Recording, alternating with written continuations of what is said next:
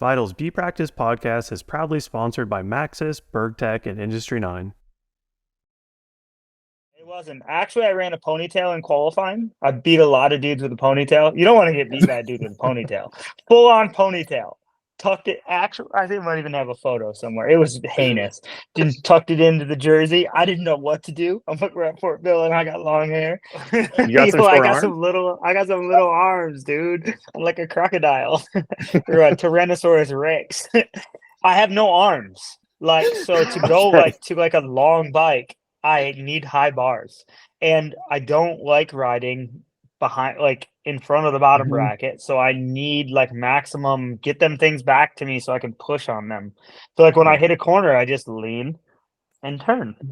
I don't have to feel like I'm getting thrown into the front wheel to turn the bike. I just you see me, I'm just like MotoGP, burp, burp, burp, burp, burp, hitting corners. Welcome back, everybody, to Vital's B Practice podcast, presented by Maxis, BergTech, and Industry 9. This is your host, Jason Schroeder, as always, joined by my good friends, Dakotah Norton and Tanner Stevens. The World Cup season has arrived, boys, and with that, we're back to our regularly scheduled post-race banter. How are both of you? Alive. Still alive. Still kicking. Dude, we're good. I just got to Poland. Did a quick, go straight to the airport after finals, and been in Poland for a couple days now. So yeah, man, life is good. First impression of Poland. Colorado. Like it. One word answer. Keep it simple. Cool. We're not wasting Give the any time people what today. they want. No, it's I don't know. I was on a hill and it was awesome. I was above the tree line. I was riding around. It was great. I have no formal complaints about Poland. The food is better than expected and I am loving it. I'm here. I'm live. Sick. That is Good news. always good to hear. I'm glad better I'm than glad expected. you guys. Yeah, I had a beef stew. Straight to the goulash, if you will. And honestly, it was ripping, If you will. if you will. Tanner, how are you? Oh, I'm good. Beautiful, sunny, not very sunny right now. Oceanside, California. Not in Poland. The weather check on SoCal is it's always sunny 65. Yeah, a little bit of gray right now, actually. It'll burn off. We've got construction going on in the lot, 2 lots over, so and try and not hear any of that. It's good. That's good. Good podcasting etiquette. No outside noise. How many miles have you rode this week? I'm only I think I'm at 15, but I ran on Monday, so we're just did a ride yesterday, group ride. Jason was trying to make sales after the ride, kind of bogged us all up, getting to dinner, but I hate that. I'm wheeling and dealing. I got a lot of product I need to move right now.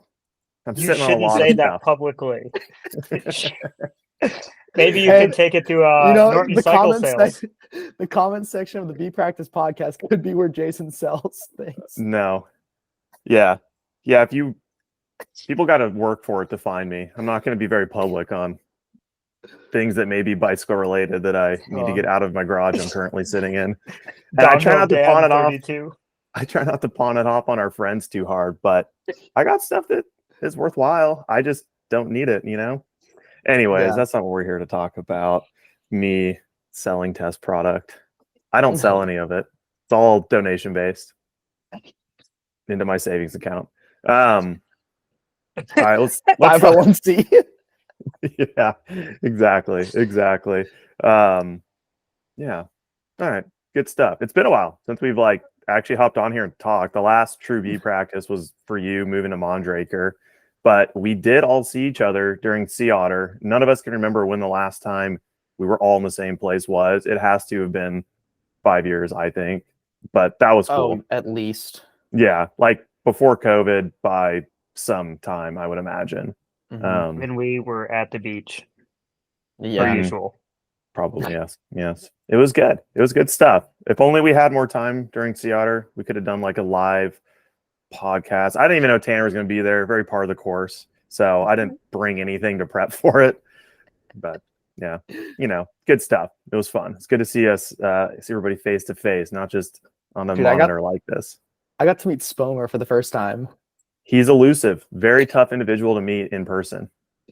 He is, his in person is a lot better than the internet presence, I will say too. Which he has a great internet presence. So, what's funny is his image on the site is what was that show called? It's South Park. Isn't it like a South Park character? I didn't watch South Park, sorry, but like I know that it's from South Park, and knowing him for 10 years being active on the site, and that was my image of him, and then finally meeting him and now knowing him really well, I'm like, maybe you should change that. Like people don't really know who you are, but that's his whole vibe. He wants to be behind the scenes, pulling strings.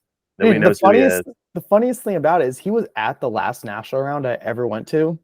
I didn't even know until after he was posting like Vital Raw from Tamarack, Idaho.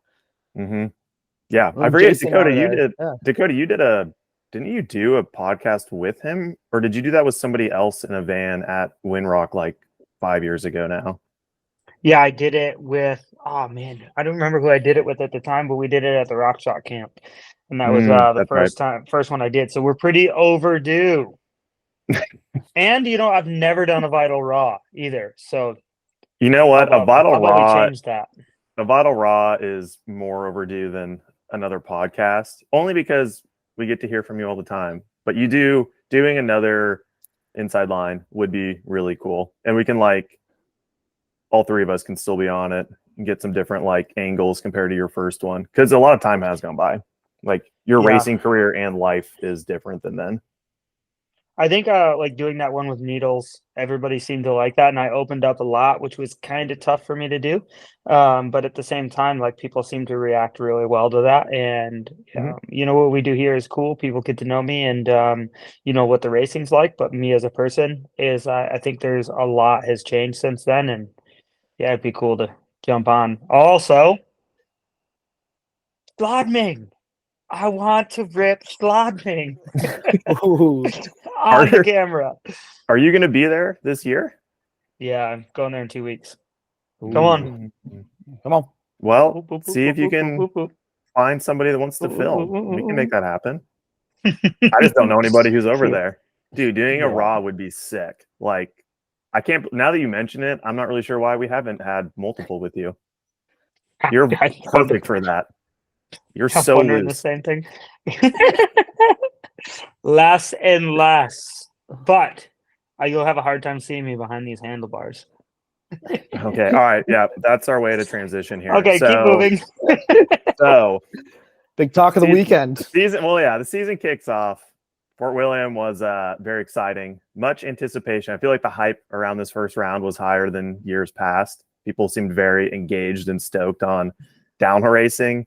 And a lot of team changes. Got to see those on display against the clock. And the track was really fast and dry and looked super rough, and some really good racing in all four categories. But let's start with you, Dak. I'm pretty sure that's your best result in Fort William. You came out of it, I believe, 5th overall after your 9th and 4th, 9th semis, 4th and finals. Just run us through the whole weekend, start to finish, what stands out, takeaways, and then we'll get into your handlebars. I felt like I was in a bar fight. We walked down the track, and it was okay, dry, typical Fort William, and halfway through the first day of practice, 3 runs in, it was just blowing apart, and the holes were deep. All right, and I'm like, we just started, and I mean, I was having some issues. We're not going to talk about them, which we're having some issues. When you say issues, a couple issues. Well, I mean, I think you said on your time training day where you went fastest, that was one of 2 runs you did. Those were 2 runs I made it to the bottom. 2 runs I made it to the bottom. I mean, let's be fair though. Fort Bill is right up there with Mont Saint Anne and Battle Soul on the roughest tracks on bikes. So you weren't alone. It was tough. No, I was not the only one. There were issues. People were having issues. I was having issues. We were having issues. So yeah, it was just a rough start. I think that it just got like because it was dry, a lot of the gravel got removed and some of the rocks that were underneath came up. And I've never seen it blow through to the bog so much. Like I got a couple of photos I'll send you. It looked like an outdoor national. I mean, I know I say that a lot, but like it was pretty. In my personal opinion, it was sick. But the first day, yeah, there was definitely some edges that were have like taking people out. So I think we've seen a lot of crashes, a lot of mechanical issues. If you were to watch, that's par for the course. It's the first World Cup. Everyone's excited. Everybody's sending it. So got down in time training twice, which was pretty awesome. I went 9 in the first one, and then I was able to go first in the last one, which was pretty cool. I ran a 11, which like Bruni quickly blew me apart with an 8 in qualifying, and unfortunately in qualifying I did not make it to the bottom. And then was able to make some changes and did well in the semi. Just like consistent run, nothing too crazy. And then yeah, went racing on race day and was able to do pretty well. I mean, watching the video back, I looked like I was on a Sunday cruise, and I kind of probably could have threw a couple extra pedal strokes in, but I felt But like I like saved energy to be like really powerful and efficient, like in the spaces I needed to on the track. But just like, yeah, some of those dudes were just doing the power, like the Greg Minnaar power pedal everywhere. And I think that that was also a pretty good way of going about it. I mean, I wasn't going to say anything about you pedaling in your race run, but it's the give and take at a track like that. Do you pedal? Do you tuck? Which one's more efficient? I mean, your run was crazy from that standpoint of you look super calm. You didn't look rushed or overriding the track. But I think a lot of the top like elite men at least have that mentality. Like even Bruni's run, which was insane. Something like the really gnarly bits, he's not doing a whole lot on the bike. And I think it's just where we're at with bike setup and how well everybody's bikes are working. Like there's time and a place to put in that effort. And I think you would agree there was maybe some spots you could have added a bit more whatever intensity, but The first like split, all A of little it. more gusto. all of Yeah. it. Yeah, but like even still, I don't know. There is some bits where in your run you're hauling ass though, like it's a tough track because you have such fast sections and then you'll have little awkward bits that seem to really shut down speed and then it gets going again and like maintaining that all the way through looks tough. I didn't feel like the broadcast did a good job at showing that because I just felt like every time they showed me, I was either from like the stealth bomber over the track, like making I don't even know, like in a balloon floating with the Yeah. camera, The blimp or shot. like in front of the gondola, and I was like, oh yeah, sweet, thanks for that one, boys. Hell yeah, sick angle. And then it was like me coasting everywhere else. So I was like, dude, I felt like yeah, I definitely didn't feel like I rushed it, and I didn't feel like at the same time like it was like I didn't think that was going to be a World Cup podium run. Like it was, I was trying to put in a top 10 consistent fast run and move on with the weekend. Be in the top 10, be in the mix, hopefully protected through till the final next week, and move on. But yeah, I mean, I guess I just didn't really make any mistakes, and I rode the woods pretty fast, so it was like good. But I was still pissed. I lost a half second on Williamson at the bottom. I felt like I pedaled. I felt like I hit everything right. But yeah, maybe just gave a little time up that I wasn't aware that I was giving up. Yeah. How she goes, You'll have that. Yeah. Well, and like you're saying, to have the mentality of let's get a top 10 and then to be on the podium, can't complain. It's a sick way to Yeah. start the year. Good momentum, good to build. I'm sure for the team, it's epic to come out in the first showing and go well and all of that. Yeah, man, it was sick. I feel like everybody was pretty stoked. Pretty cool, eh? Pretty Yeah. cool. It is pretty Yeah. cool. It's pretty crazy that we still sit here, whatever, I want 3 to years stay. later, chatting about this, and you're like a professional now. You're not just Dak. Yeah. Yeah, I do. I mean, I put a lot into it, right? And my expectation is to be at the front just because of how much effort I put into it and how much emphasis do on like trying to be like on time, work super hard, don't miss any workouts, like eat well, all those things you do, the soundboard, right? Moving the soundboard up.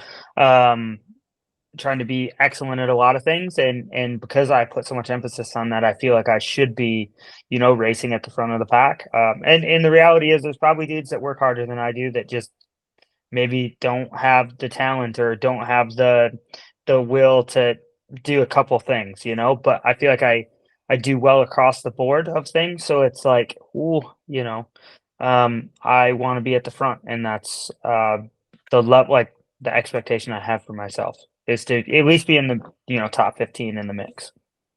Yeah. I want to say, like, also you were the only one who was on a new team that was in the top 10. Everyone else was on teams that they've been on for multiple years now. Yeah. And I think that, like, year after year, I mean, I've been on how many different bikes, so I was able to get it close just because I feel like I've rode a lot of bikes. Like, yeah, I mean, this one is a completely different animal to set up than the last two. But maybe more, I took some things I learned from setting up the YT, and maybe now I'm using some of those, a couple of them tricks that are up the sleeve, learning a little.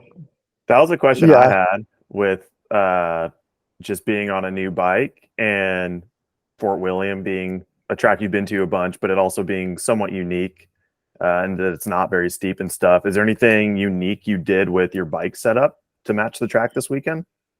I think that's the thing. Like, the track is, even though it's like really rough, it's pretty forgiving because it's so flat.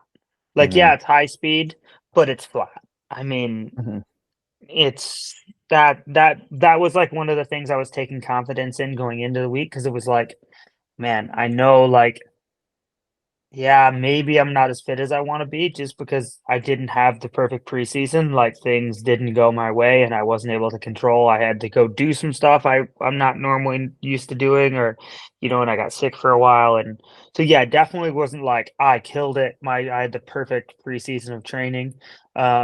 And also I've been struggling with some overtraining issues. So I've actually leaned towards doing less than I've done in the past just because I was actually doing too much. But yeah, the track being flat, the new bike, I took confidence from that, and just felt like it was a pretty forgiving first World Cup, and it was going to give us a little bit of time to. It's not like we were going to Val d'Isole. Yeah, that makes sense. Let's talk about your bar eyes. How tall are they? And explain why. 75 mil, dog. You gonna have a custom model or what? Yeah, we're on Proto 3.0, just Proto 1.0 was 35, Proto 2.0 was 50, Proto 3.0 is 75. Man, this is gonna be really fun to watch throughout the year. You should see Proto 4, dude. So we've had the talks. I think everyone's had the talks about the crossbar.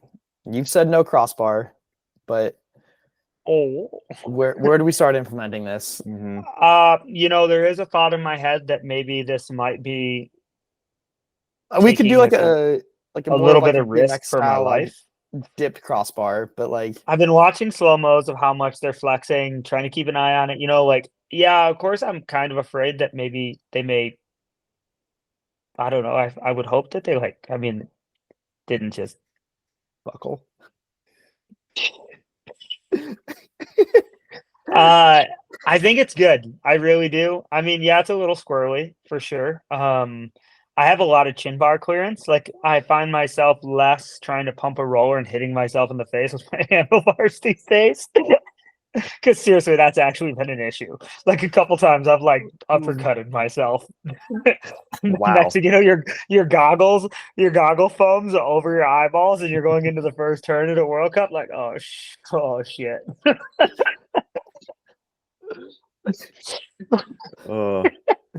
But I have a lot more clearance.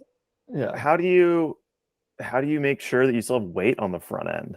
Are you pulling your reach in close? I mean, obviously your bars are pulling, making your like rider space smaller, but you're now further away.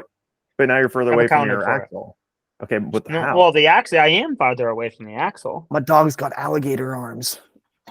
You got some Yo, short arms? I got some little arms, dude. I'm like a crocodile or a Tyrannosaurus Rex. I have no arms. Like, so to go Okay. like a long bike, I need high bars. And I don't like riding behind like in front of the bottom Mhm. bracket. So I need like maximum get them things back to me so I can push on them. So like when I hit a corner, I just lean and turn. I don't have to like feel like I'm getting thrown into the front wheel to turn the bike. Like I just like you see me, I'm just like MotoGP, like burp, burp, burp, burp, burp, hitting corners. Have Makes I sense. do you have strong shoulders then? No, And my like thoracic, triceps? my thoracic T spine is actually something I'm really trying to work on strengthening because um I don't like feel comfortable like with the like almost like a lat pull down motion. Like I'm not very strong in the I formation. And I think that's something that doesn't allow me to get forward on the bike just because I feel really uncomfortable in that position. Just because I don't think I'm strong enough to ride the speed I ride in the position I would need to be in. And also, like, I don't want to like ride with my neck like all, Yeah. like What, I up? want to just like stand pretty upright, like more Mhm. like Jackson rides than maybe Mhm. like a dude like Matt Walker Or Finn or or somebody. Finn. Finn is Yeah. like, Flat and back. if he, Well, yeah, if he feels comfortable in that position, cool. But I don't feel comfortable mhm. there. I feel like I'm trying to get away from the axle so bad that I'm actually unweighting the front wheel because I'm like trying to get back because I'm uncomfortable. Mhm. Have you had to change your fork setup at all to compensate with where your Yes, body position is now? How so? both reach and fork pressure.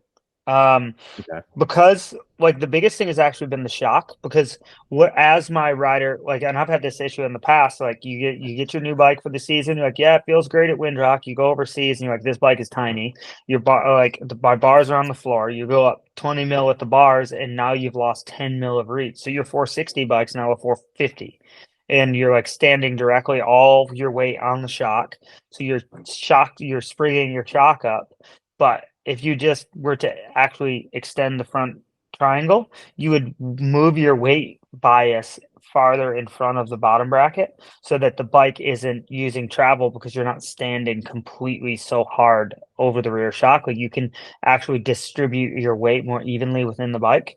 And then because I'm not standing with a ton of like weight on the front of the bike too, I'm kind of in the middle of the bot between the bottom bracket and the axle. I'm able to run my fork a lot softer, just because I don't have as much weight on it in Mhm. general. I run a soft fork. Essentially, I have 75 mil bars. I have essentially in the bars what I have extra in the fork in terms of sag. Okay. So Yeah. like instead of like yeah, my fork rides deep, but my bars are high, so my ride height's the same. Mhm. Yeah, for sure. My bar height is actually the same as Harry Malloy's. We put our bikes next to each other with the GT, and he's got 40s, a plus 10, and a drop crown with I think he's on a boxer with the GT, and our bars are exactly the same height. I just have a tiny Hmm. head tube.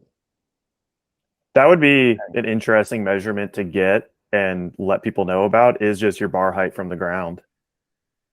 Or bar height from the axle, too. Yeah, Yeah. or the actually, I yeah. mean, Whatever. But like just it is very, very it's like it's two ways to an end, right? Like you're figuring out what matches you and where you want to be on the bike and all of that. But what's the number one downside or compromise running your bars that high? Probably what sprinting. compromise?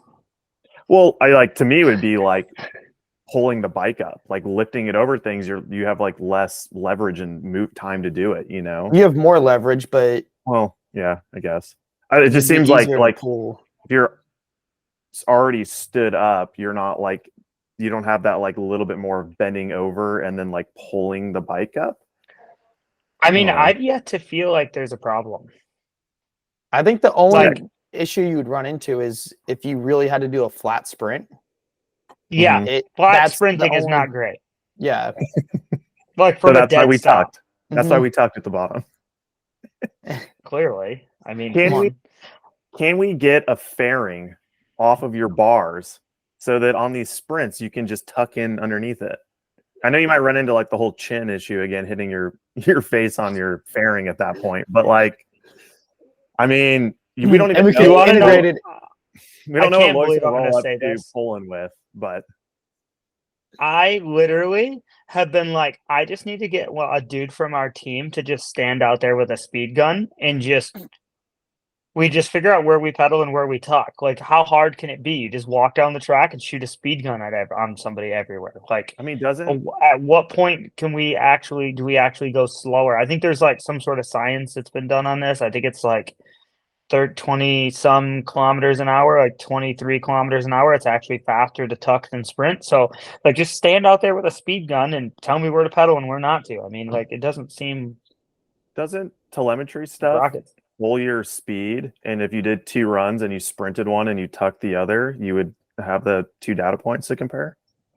Yeah, I mean, yeah, you could technically do that in time training, like pedal in a few spots and tuck the rest and then sprint. And like you could set up a timing system. Like I know that there's been other programs that have actually just went to Fort William early and set up the timing system. And they're like, if there's a headwind, it's faster to tuck than pedal. If you come out of the corner and the thing's down, then it's faster to sprint than tuck.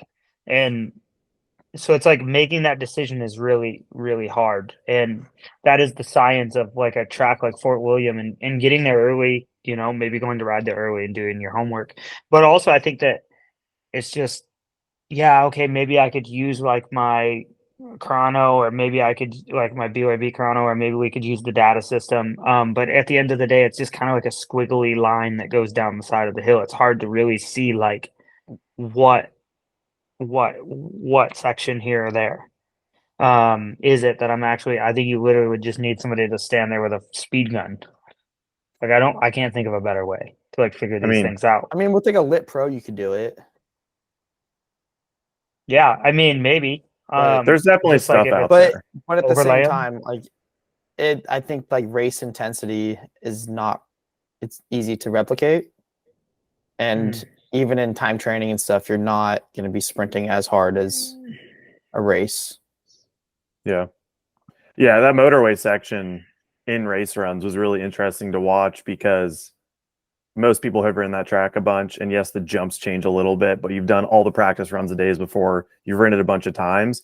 And how many people like did something all weird off one of the jumps and like went 2 bike lengths too far, or like you're literally probably going. Reese Wilson ended up in the gravel. Off the step Exactly. up. Yeah, like and you could tell that the way that lip pushed him as he went off of it was way different than he expected because he was like off to the edge. Mhm. And it is just that race intensity. You're going a couple miles per hour faster, more likely than not.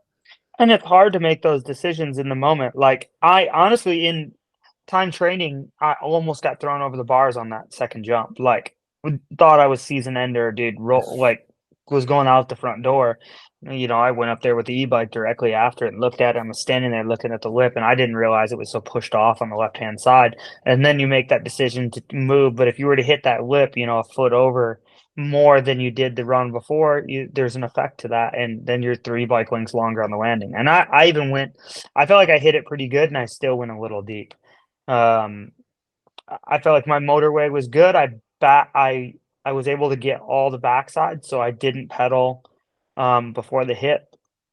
I mean, it looks like my motorway time was fine. It was just the time I felt like I lost was from the hazard Hoofer to the exit of the woods. I was going inside after the new road gap, but the run before or in the semifinal, I ran wide and kind of went into the grass on the exit. And then the last run of practice, I ran my front wheel into the stump on the exit of that little cobble section. And it kind of scared me a little bit. And I actually went back up there after practice was over on race day, e-biked up, stood there and looked at it and changed to the line that I'd never done. And I ended up losing a half of a second to Williamson. I mean, I don't know, maybe he pedaled like a dog off the lip of the road gap. Or after I felt like I was moving in the speed that I didn't have to, but apparently I should have. I saved it all for the pedal to the tunnel jump. maybe it wasn't smart to go in the holes where I did. I mean, I felt like I executed it really well. And maybe I didn't pedal into that section just because I had not rode that line. I just like kind of said, okay, I need to go here and here. And I executed it in the race run for the first time well. But maybe because it was a new line, I just lacked intensity entering that section. Yeah, that makes sense. It's really crazy to hear you talk about little things like that, because in my mind, I'm like, but you got fourth. Like, it's pretty Yeah. freaking good. But then, that's the If I was a differences. half second, if I didn't lose that half second, I would have been second. Crazy. I mean, or relatively something like that, a second or whatever. Yeah. And that's the thing, like, that's a big difference. And actually I seen Troy and the Canyon dudes do that line. I watched it in the semi and I looked at it in the morning and I was like, I think mine's faster. And then I kind of dicked it up at race speed, and put my wheel in, for lack of a better term. Sorry. Put my front wheel in that stump and I was like, I really don't. I could see this going bad once I start pushing in the race run. So I'm just gonna go ahead and take a safer line. But yeah, that's racing, right? That is the deal. Yeah, that's the game. Well, how do you feel going into Poland? Going in the second round? I don't know. I don't really know how I feel. With my performance in Fort William, I felt like I was a bit unprepared, and that performance wasn't really something like I felt like I had worked for. Like I didn't feel like based upon the work I did, I didn't feel like I deserved that result. But that result is over the course of work that I've done for 5 years. And that what is the word, the culmination Culmination of your work. the culmination of the work and experience and mostly experience. I was able to get that result. Yeah, I'm still fit. Yeah, the bike is close. It's not we always hear me talk about the bike, and it just takes time to set the bike up. Like I said, am I 100% there? No. Do I have it pretty good? Yeah, I've learned things I didn't know in the past, but also there's things I've learned in the past we're still working on. So I'm really happy with the courage to break outside of the mold of what the norm is to make myself comfortable on the bike. Like I've always just went to 40 mil bars. I went as high as I could go before I felt like the bolts were going to snap. And I made the bike as long as I could to run that bar in yeah, my rider cockpit's like 460. And then, I like when I went longer last year, I instantly started doing better. And I was like, I had more reach in the frame. I could go to 490 and I rode it at home with I just put even more underneath of the bars and rode like a safe track with no big jumps or drops where I didn't feel like I was going to snap the bolts, and was like, okay, like maybe I can ride this. And then I did some timing back and forth between 485 reach and 487 reach and 493 reach or something of that sort. And I went back and forth and timed them, and the times were the same. And I felt better in the corners on one, and I felt better on the straights on the other. And then I ended up just saying, like, okay, I'm just going to ride the bigger bike and see if I adapt. And by the end of the day, I felt in the corners on the bigger bike like I did on the smaller bike earlier that day. And as my bars went up, I learned I had to roll my bars back just a little bit just to feel comfortable and not feel like I was getting pushed over the front so bad. And like to do that testing and to have that knowledge and the confidence to break out of the norm, to make myself really comfortable and ride a similar reach to other dudes on the World Cup circuit. I'm really happy with, and I think that coming out of Fort William and like being able to go there and like take what I felt good about, apply it, and see the benefit to that is really cool. And that's something that I can take confidence in going to Poland and just like continue to work on those small weaknesses and slowly improve those over time. And hopefully, yeah, of course, just because I'm improving weaknesses, that doesn't mean that I'm gonna all of a sudden go win a World Cup or whatever. Like I just kind of I want to continue to be a competitor and evolve through the season. And and give myself the best opportunity to do the best I can. So that I take confidence out of. Sick. I dig it. I'm excited. Excited to watch you race this smiling. weekend. Yeah, I'm stoked. That's a good headspace. It's Yeah. good stuff. And Yeah. and like you're saying, dude, it takes courage with being a pro athlete, and people are going to dissect your setup pretty heavily, especially one that looks so unique. But if you're like, screw it, this is what, and like you going out and getting fourth, also, I thought it felt good just to be like, yeah, Dak can run whatever the hell he wants. Shit works. Yeah. Well, You that's know? the thing, dude. Like the team, like that is not a. I think they look sick. And actually, Josh Hill hit me up and was like, "Yo, I feel so hunched on my downhill bike. Where do I get a set of bars like that?" And I was like, "Let's go!" BN I 75s. was like, "Let's go!" I was so pumped, and I was like, I think they look cool, but they're like out of the norm. That people were like, "Oh, I thought this was a joke." Like I thought that was like a joke. And no, I'm like serious. I've run them. I feel really comfortable on them. I'm really stoked on them. And the thing is, like, I think they look cool, but immediately, like that is not desirable for like a desirable look, considered a desirable look. So like the team took a lot of trust in me and like is showing me that like hey, like they're letting me run these bars that I don't think is maybe not necessarily the image that they're trying to put across with like low and sleek and but Racy. it's like they're willing to make me comfortable and trust me. And I'm like, just trust me and I'll get there, Yeah. So if you make me comfortable, I will go fast. And they were able to do, and they played ball and we put the bike on the box, which is sick. Yeah. Super cool. Noting on your team, how's the it seems like you guys have a ton of support. Like just watched like the Win TV and I think he interviewed you in your like pit space. The rig looks sick. Yeah, dude, It's like really a full good. on, you guys have a full on semi and everything. Yeah, they came in a big way, dude. We have a semi. We have two bikes. The pit looks super professional. We have everything we need at the race. And yeah, of course, we're still working on like the whole organization of the program, right? Just because it's all new people, it's a whole new deal. So we have definitely a lot to learn and a lot to improve on, but we have really good people with really um a ton of race history and a ton of race experience. So we have all the pieces. We just have to put them together in the most efficient way possible.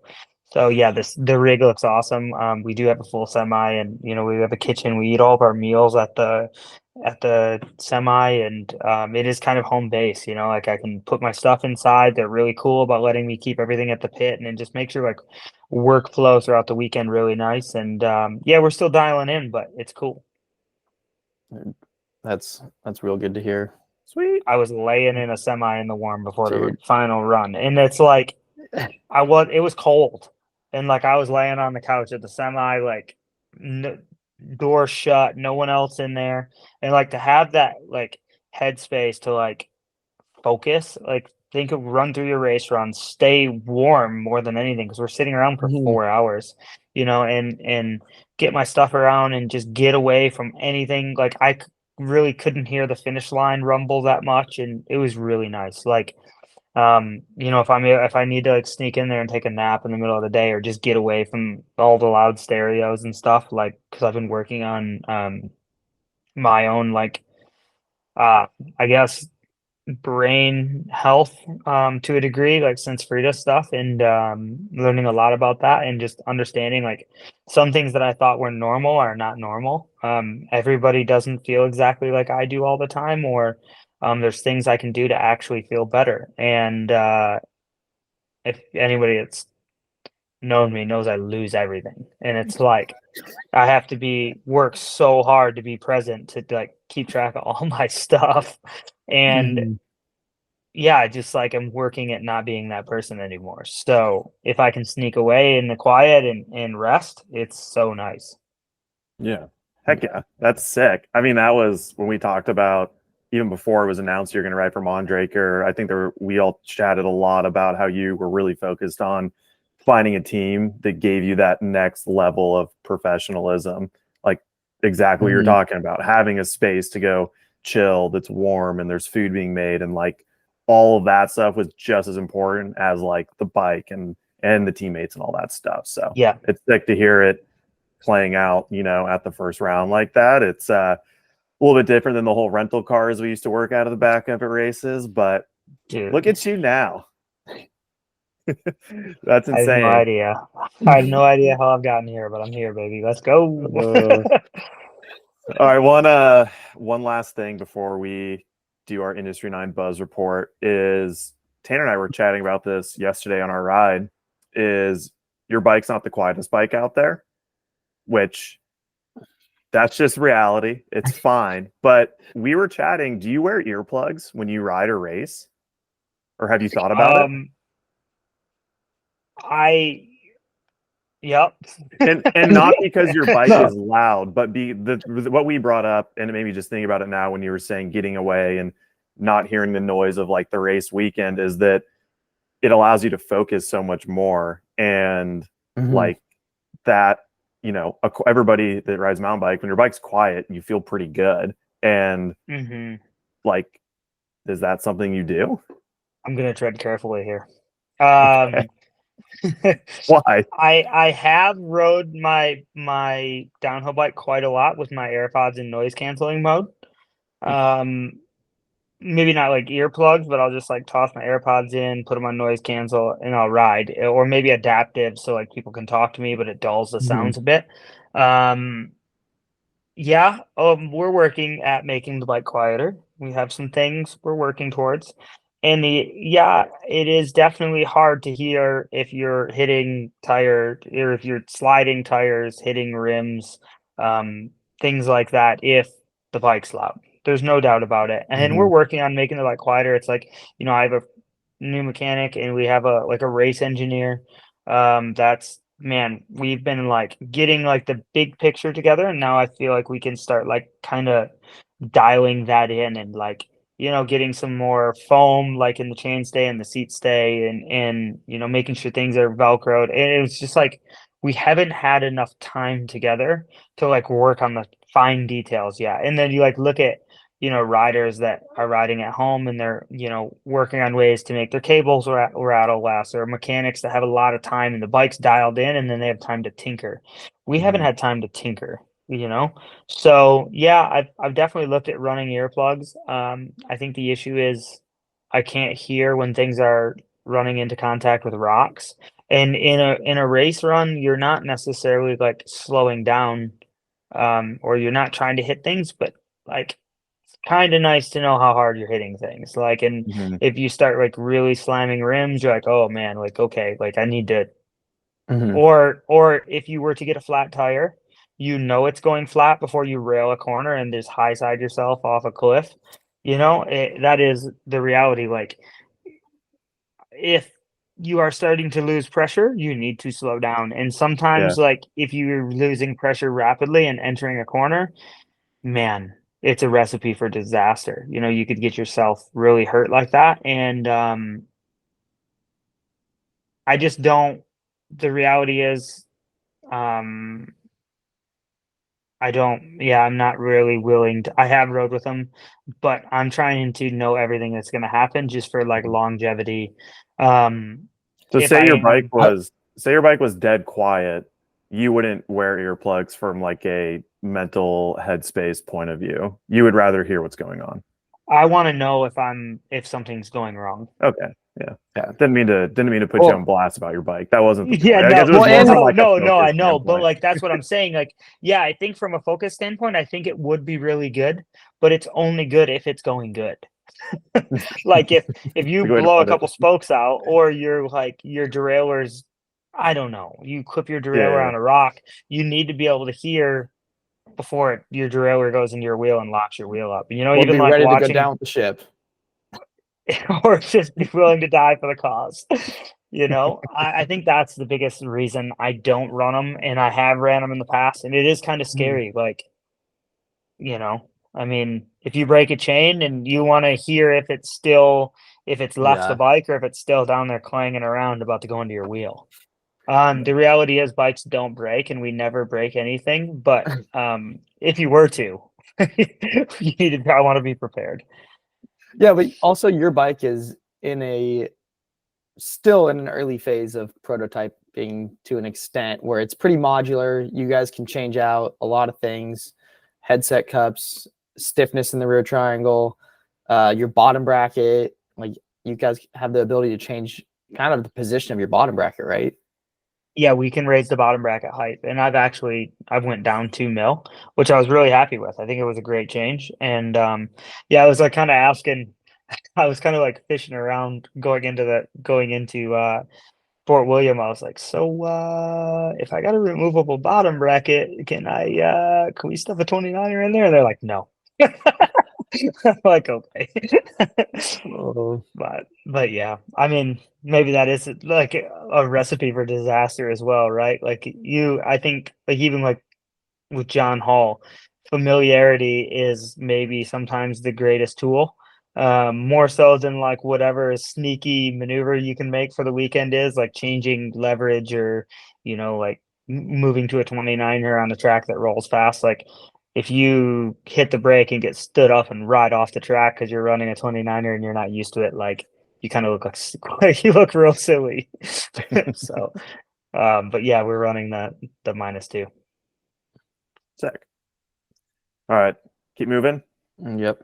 Keep Yeah, on moving dude. on. Good chat. Good insight. I always appreciate it.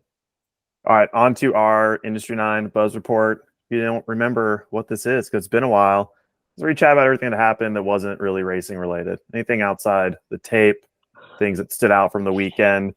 I have quite a few topics here. We've covered a good amount of them, so I'm going to skip a few.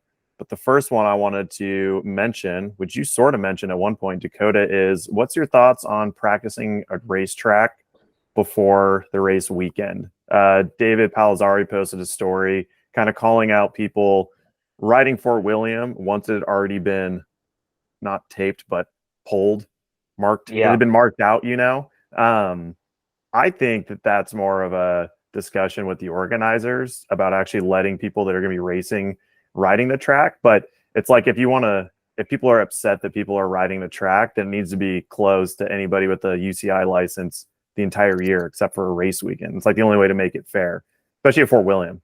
People have raced that with like the British Nationals every year before the World Cup. So Yeah, for me, I have a select.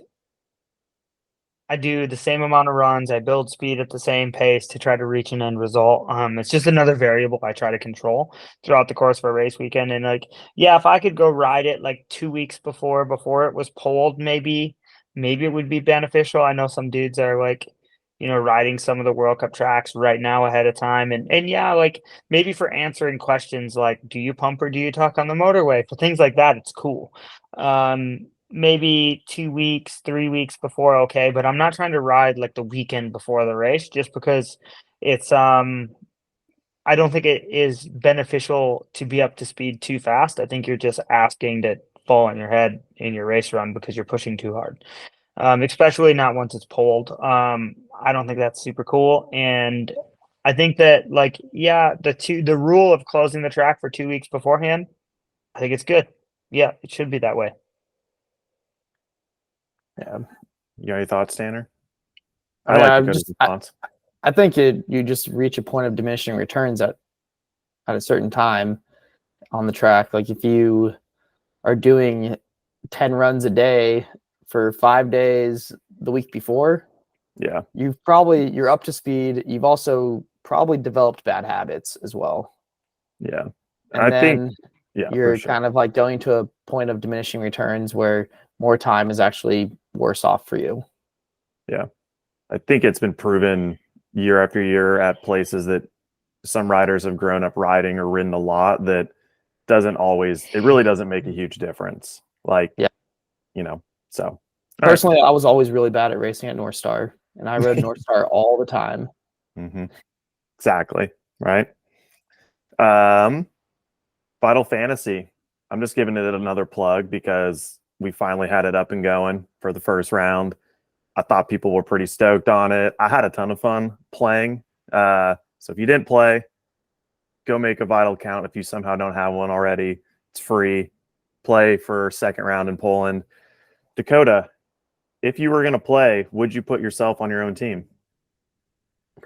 Yeah. Yeah. Yeah, I would. Like it. Old Pete I'm Rose trying to over get- here. If I go down, I'm trying to go down with the ship, you know? Like, Did you happen to look at the values or anything like that? Because every rider is worth a certain amount. yeah, what am I worth? And what's the maximum? So I think for the first round, which was based on people's results at Fort William last year and then overall standings from last season, I believe you were $95,000. And then Wow. Bruni was the most expensive, I believe, at 250 or 225. Really? 95. So I'm not even half the man of like Rooney. You know, We're gonna have you a were talk. you were a really good pick for the first round, to be honest, because you were a good So bang for you're your buck. so you were creating some popularity around you know what I mean? Getting me Mhm. come on, get me on some fantasy teams, baby. Get some people watching the race. Yeah. You know, I'm in the podium and I'm in the corral about to go on the podium. And this dude goes, "Yo, I had you on my fantasy team." Sick. And I'm like, "Yeah, sick, dude. Thanks." Dude, there was a number of riders that, like, I forget which Meyer Smith brother crashed in Luke.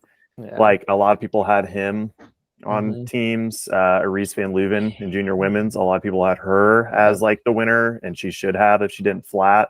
So it is really exciting to bench race, and I think the fun part is that there's strategy involved because people are worth different amounts. It's hard you can't just pick Loic and Valley every round. You got to like do some research and get to know riders you maybe didn't know before. Are the prices going to fluctuate between rounds? Yep. So Okay. they'll change. So Dakotah, you're going to be Or worth your value quite just went up. yeah. You probably won't be as popular of a pick because you're going to be worth a lot more. You gotta be strategic with. You only got $1 million to spend on a team. And Well, you can put as many people as you want on the team that fit in the budget, which I didn't know. I thought you were like capped at a certain amount. Mm-hmm. Yeah. There's decently good reasons behind the constraints around our fantasy because there are other ones out there, and we're open to feedback and change, but I think we'll let it play out for at least another round or two before we maybe make any changes, because a lot of people are like, oh, like this is less about you picking who you think is going to win because that person's generally worth a lot of money, and the best way to be good overall in the fantasy is to have more people on your team, kind of strength by numbers. But like, to be fair, like the winning team, or because like it auto generates what the best possible team would have been, and that had like Asa on it. I'm pretty sure it had the winning junior female on it, and then it had like Luca. I think it had Finn on it. You know, like it didn't have Loic, or it might not have had Valley, but it had people on the podium. And there's so many racers to pick from between all of the classes, like whatever it ends up being, 70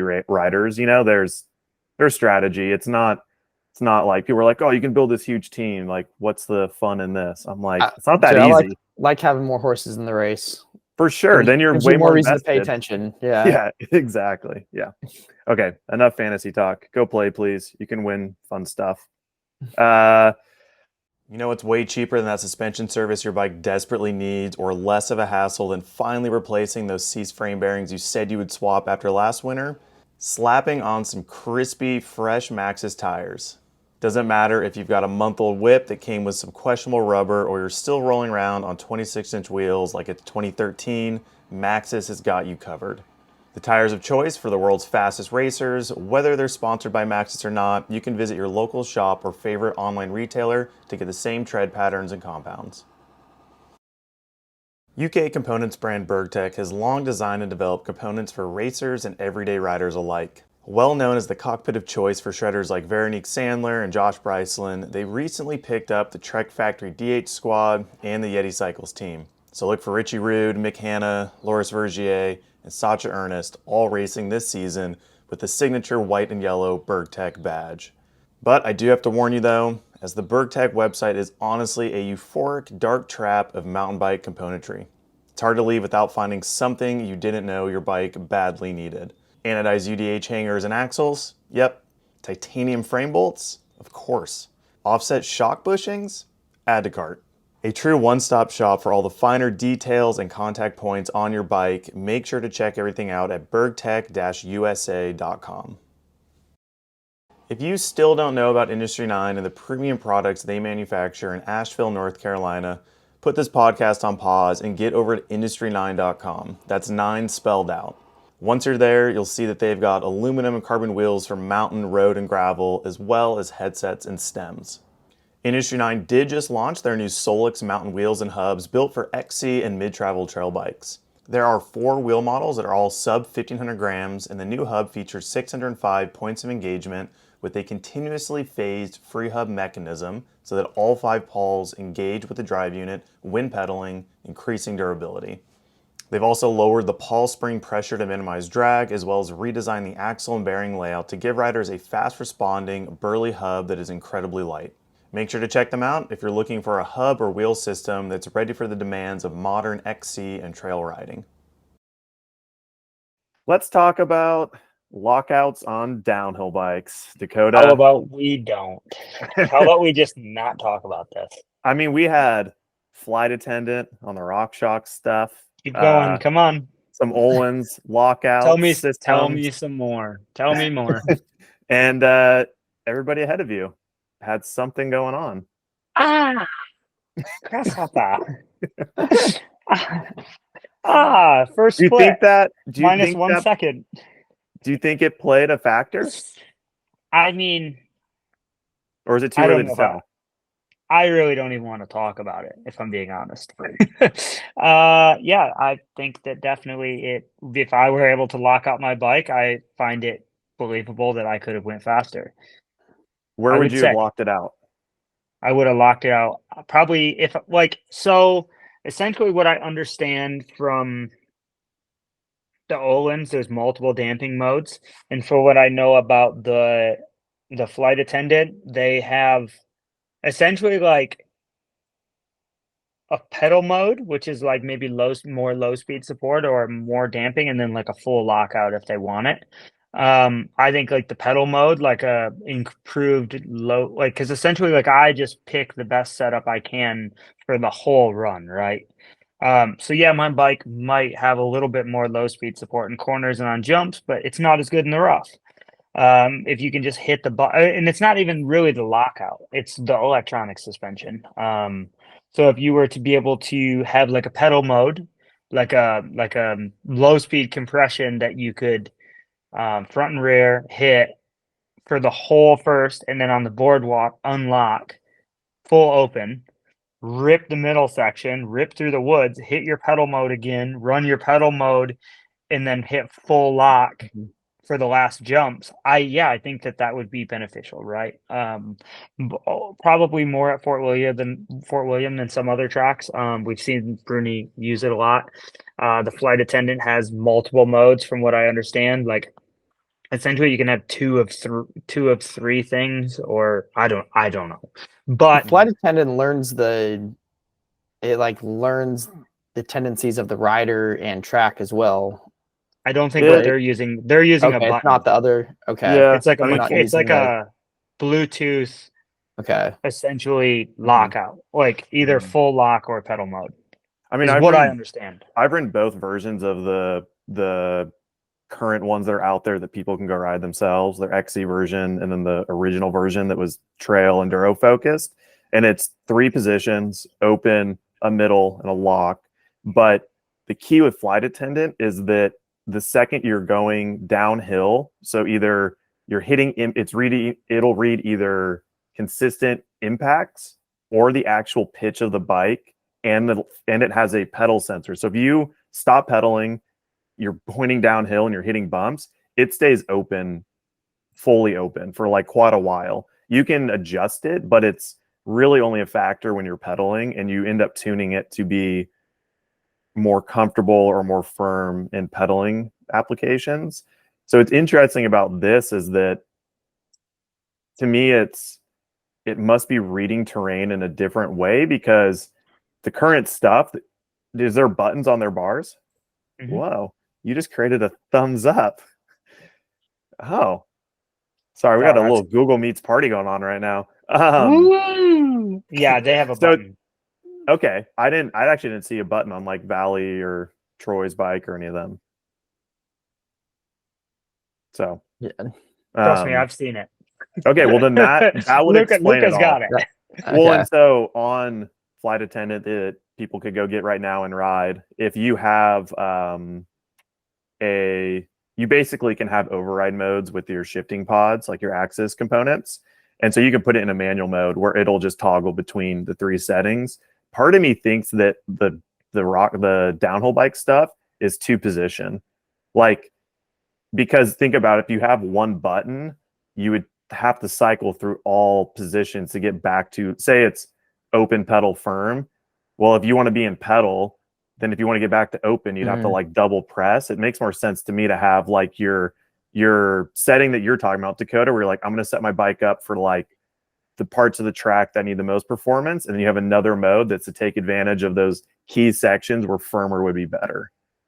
Mhm. That's how I picture it going. And I think it's too early to make definite or like really say that it has a huge advantage. I think that obviously there has to be something there on certain tracks where it makes sense, but time will more tell, I think, because everyone's like, look, everybody on the podium basically had it. It has to be better. Mhm. And I'm like, yeah, but all of those dudes are really fast. Them being on the podium is expected, and they've Yeah. been fast there in the past. And yeah, So essentially, Bruni has 3 buttons on the left and 2 buttons on the right.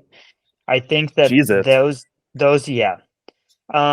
They have the flight attendant dudes have, I think, They have 2 or a 3 paddle. modes. Yeah, they have a paddle on the left-hand side they can switch Mhm. between, light on, light off. You got to look at it like, that bike that Canyon's on is definitely really good in the rough, but the sacrifice would be that it probably doesn't pedal as well, or it doesn't hit bike park corners as well. They now have just cheated the system. Their bike Mhm. doesn't need to pedal Yeah. good. It needs to be really good in the rough, and then they just hit the button and pedal it. And then you look at like the live valve system from Fox, and that I believe is similar to the flight attendant at the moment, where it's changing whether you're pedaling or how it's not remote controlled. I think it's like actuated through sensors, like the just traditional Mhm. flight attendant. I can't speak for it. I don't know. I haven't ran it. Were people running it this weekend? Yeah, Frameworks had it. Oh, So Was Asa was Asa on on it? Okay. it. interesting. So I actually missed that. yeah, I have no I don't know. Interesting. I think it's public knowledge that they're on it. They were testing it I think they're like the development program for Fox. Hmm. I think it's been around the news enough that Yeah, they've it's been been out there. testing it. Mhm. So yeah, it's pretty interesting. Yeah, I mean, it's definitely like it's a tool, right? We have a lot of tools as World Cup racers, and it's a tool that they have to use. It's pretty cool. Is it something I would probably be interested in using? Yeah, I think so. Is it something that I can use? No, I don't have it. So you can't really be bummed out about not having it. You just got to do the best you can with what you got. Come on. I dig it. Yeah, it's interesting. It'll be interesting to see who continues to use it throughout the rest of the season and at what tracks and what info continues to come out. Mhm. Yeah. Let's talk. Oh, I was gonna say, was sorry. Luca on any other new tires or anything? Not that I know of. I think he's still he was running the DHR, I think. Maybe Okay. ask the guy DHR or DHR. I have an announcement. I am now a user of the Acid guy. I have ran the Acid guy. I know, crazy. You're an ass guy. I thought I was DHR till I die, but I did some back-to-back testing, and I now understand why I turn the way I do sometimes. Bit of a gap in your corner. Because sometimes I just like to use my bumpers because I can't. And I ran the Acid guy, and it was pretty sweet. So maybe I may run it some more. Have Alright. you tried that new Maxxis tire that's been floating around? What new tire? If you were watching closely, you would know the answer to that question. Okay, everybody can go look. All right, moving on. Let's talk about let's keep this party going. Let's talk about some tight gear and speed suits, hashtag not a skin suit. And while we're there, Lloyd Bruni's got freaking rotor guards and all kinds of crazy shit on his Tron bike. What size jersey should you wear, and what size jersey were you wearing this weekend? Or are you just getting as tight as you can? Is it too much? Is downhill getting kind of not as cool and core because we're so tight? Here's what I'm gonna say. Speed suit's really cool. It would have been really fast. Like it's non-negotiable. It would have been super fast. It was really cool. It's a cool idea. If you watch the Fox video, they did everything they needed to do to make it legal. Ain't nobody want to see me in that speed suit. Like I don't want to listen. Your boy don't need to be in that speed suit. Like I'm gonna get it done with what I got. I run it tight. I'm not maybe if I I'm trimming down, I'm getting in race shape, but I don't need to be in that speed suit. that ain't a good look for me. I usually wear a large jersey and I wear quite tight pants. And if you look, actually, I was surprised at how many dudes had baggy pants on the podium. My pants were probably the tightest. The issue is my legs are so big, you can see my knee pads through them, which is a real issue for me. But I wear a medium jersey. I normally wear a large jersey, but I race in a medium, and I tighten it up quite a bit for the race. I think that the aerodynamics have an effect. I think that, yeah, definitely Bruni's Tron bike would have been more aero. There's no doubt. And aero is a factor at Fort William, but I think it's more about keeping his brakes at a consistent temperature. Really? I don't know if it was in Win TV or where it was, but they were saying how he is picky about his brake feel, and it like stabilizes the feel of his brakes, basically. I don't know if I buy that. But well, when you run like SRAM, like metallic pads, and then you go into a corner in the first 3 corners of your race run, and for a second there, they're not like warm yet. They're not consistent. So like 3 feet goes by and your brakes aren't working, and then they're hot and they're fine. I could see maybe if he was having issues where his brakes were cooling too much, so that when he went to hit them, it took a second for them to heat up, and then he's missed his braking point. If you're trying to like wait till the last minute to brake, you're not trying to warm your brakes up before you hit the corner. You're trying to like come out, and you're nearly to the end of that first straightaway where Aaron crashed before you even touch the brakes, and you're coming in hot. So I think that, like, obviously this is years ago when I ran the metallic pads, but it was like organics were awesome and they were really consistent. I loved them, but I actually really liked the feel of the metallic, but I actually ended up running the organic because the metallic took too long to heat up when it's cold and rainy. And so I guess keeping mud and stuff off the rotors as well would play a big factor to that. In motocross, they go to solid rotors in the mud, and we never change our rotors at all. Keeping any like spray off the track, off the rotors. Your rotors would be clean, they'd be warm, they'd be consistent. Interesting. I mean, they look freaking sick. If anybody out there can 3D print us some, we will immediately put them on all of our test bikes. I'm sold. I don't care what they do. They just look sick. Yeah, they do look cool, huh? Especially on their whole setup, which is the closest thing to like a works bike or a true factory bike. I mean, the thing is nuts, and that really took it to the next level. Alrighty, keep moving on here. Cool. I have a few points here, but we have been chatting for a while, so I think I'm going to continue to kind of move past some of these. Stoked to have Aaron and Miriam in the commentating booth. And Tawny. Yep. I thought they all did a great job. It's a good mix up. Good to have. Would rather see, Miriam and Aaron racing, but appreciate them taking the time to commentate because they're good at it. The last thing here, Martin Mays raced an e-bike. Didn't really get a lot of talk. I swear that dude is one of the most underrated mountain bikers because he's like an enduro racer and is really good at that. But then like he's probably ridden that thing a few times leading up to Fort William, but still shows up and is in the mix with everybody else. And they literally just pulled the battery and the motor and then had some sort of thing at the bottom bracket to give it a normal BB. Pretty dope. It's pretty cool. I'm a fan. I'm a fan of him. I'm a fan of Orbea just being like, screw it. We're gonna go rip an e-bike.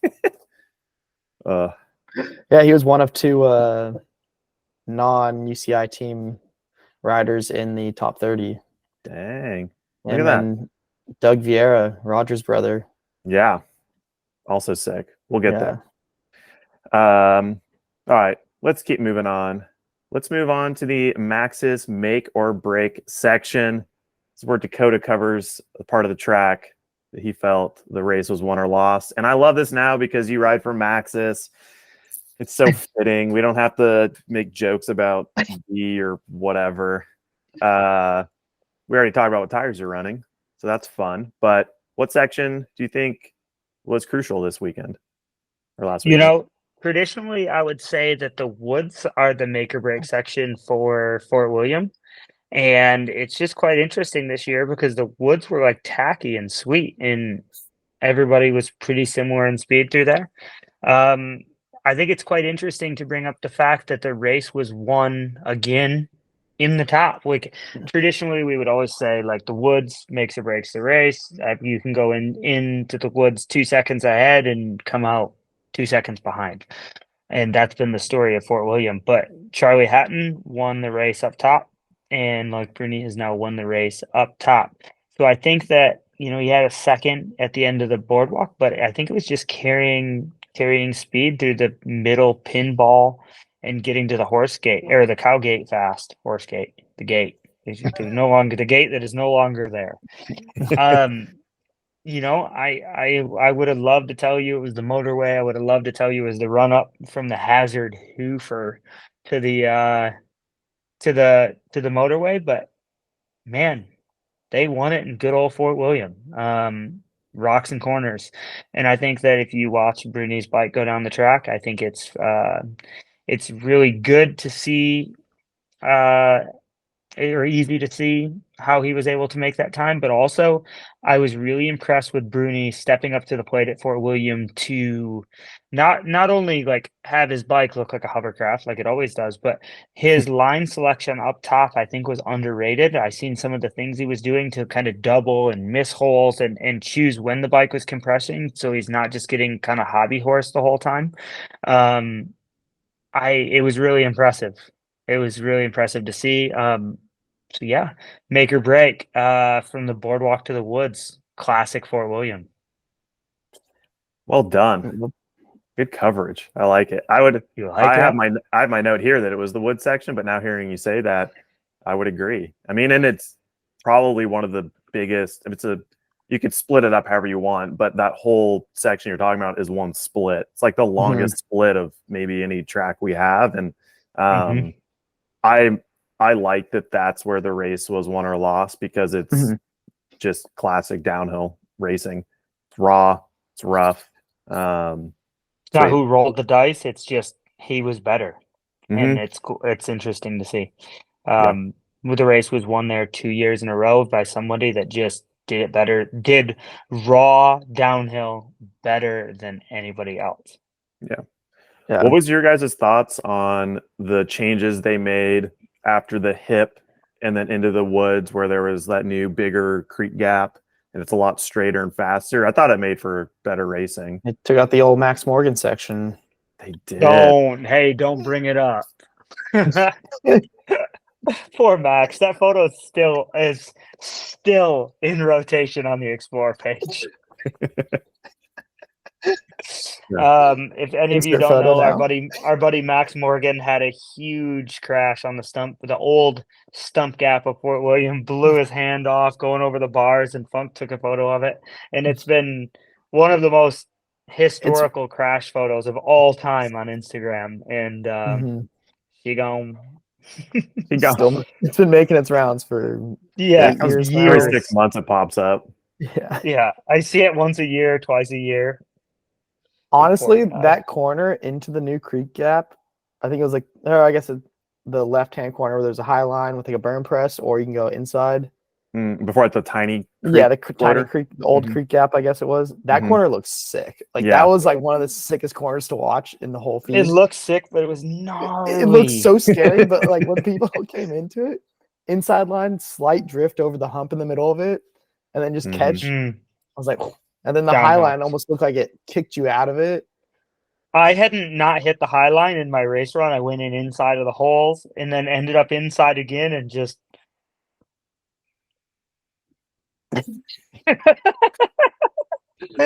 hopefully people can see that. But yeah, just dude, it was I was like afraid for a minute there I was gonna end up in the creek like that Kiwi kid, but yeah, I was able to still there's a clip on the internet of one of the Kiwi boys just like shot from Swimming. behind the creek gap and just comes in hot and just misses the whole lip and just blows into the creek.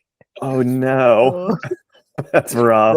Wrote it out. So they were talking on the feed how that creek gap, the new one, is like 10 meters or something like that. That's a huge creek gap. Like, was it actually like It did look big. 4 feet ish? Don't ask Frida about it. She's currently like limping around with a bruised ankle, like can barely walk. What? Because she didn't even case it. She just like I don't even know if she hung the wheel. She definitely cased it a couple times over the course of the weekend, but it was essentially a bunny hop. There was no lip. You just completely sprinted into flat. it and pulled. A lot of the girls were landing on the pad, and she Mhm. in her race run just like she's had issues with her ankle, so she just fully. Yeah, it was big. Like it was actually pretty big. Like I had to pull pretty hard to hit it in my race run. I didn't think I was going to be squashing it. And it, like I actually said they mellowed down the landing, and in the rider conference I said that they should mellow the landing cuz like what happens if you come racing in and squash it and misjudge it and land in the back of it. And all the other dudes lit me up cuz they're like, "Oh, well, you really think you're going to land in the back of that?" And I'm like, maybe I look at things differently because my girlfriend does race, so I have to think Dude, there about was her plenty hitting this stuff of too. But casing it it too. was big. It was like Mhm. actually pretty big. So I feel like it was like fair to like have two options. Like if you can't hit it, you had to go around. But it was definitely gnarly. Like uh yeah, old girls limping around the house at the moment. Ice on the ankle from that thing. So yeah, it was no joke. Yeah, it looked like quite the plop out of the sky. Yeah. Yeah. Yeah, it was just like a big bunny hop to flat. It was kind of weird, but Yeah. I think it probably looked good on TV, like jumping the I'm down creek with and it. all. Yeah, like Mhm. it I think it did a good job of illustrating how high the junior women and elite women's feel like the talent is right now, because it's not that many years ago that jumps or gap features like that were kind of a deciding feature or deciding factor for, say, your top 3, top 5, and kind of the rest of the class. Where now, no issue with everybody hitting it. And like I was watching somebody's track walk preview, and I was like, "There's no way I would hit that." It just looked horrible. Like it was big.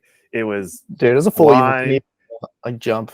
What's that? It was an Evil Knievel jump. Yes, exactly. Hold my beer and watch this. And it's at the bottom. Like it's at the bottom of a long track, and that's right when my arms don't work anymore. Like I'm good on it. So, and shout out Reese Wilson for jumping it with just his rear rim, no tire. Freaking crazy guy. Did you see that, Dakotah? Yeah, I did that in practice. No way. It's in the Sleeper Co video. It's like him, it's shot from straight on. And so you kind of see him do like a little table, and you're like, that was cool. And then it goes to slow-mo as he lands and rolls away, and it's just his rim on No the ground. tire inside. No tire or anything. Mental. Yeah. I want to know what rims he's got. Gnarly. I do like how it sped up that whole section, because that was like a in-between section that It was awkward. And then going up and over the tunnel jump kind of thing. It wasn't even a jump before. Like you would hope to pedal wheelie over that. Now, people were clearing it kind of. Yeah, it's still I was a very originally difficult jump. super concerned that it would be too fast for the motorway, but because the track was somewhat wet, it didn't roll as fast as it would have when it was dry. And I think that if it would have been full dry, it would have been pretty scary going into the motorway. So that kind of saved us a little bit. Sweet. Yeah. New wall ride looked good too. Dude, I doubled off the walt ride into the back of the stump, and I thought it was so sweet. And then you couldn't see it on the video, and I was like, I felt so sick when I did it. I was like, hell yeah, that was sick. And then I was like, I seen the video, and I was like, oh. Oh. Do for yourself, I kept it real, kept it real. All right. Race recap. Let's breeze through some racing results. Give people the spark notes of what stood out. Junior women. Definitely a race that should have been won by Arise van Leuven until she flatted. She ended up in 5th. But then Heather Wilson, first time junior from the UK, ended up taking the win, which is always cool to see when people win at home. And I owe her an apology because we didn't even bring her name up during our pre-Fort William show. But there's a lot of new names. It's cool to have one of those new names come out and perform at the first round. Other than that, Fort William local as well, right? I think so. My geography of the UK is horrible, so I don't know. I think she grew up there.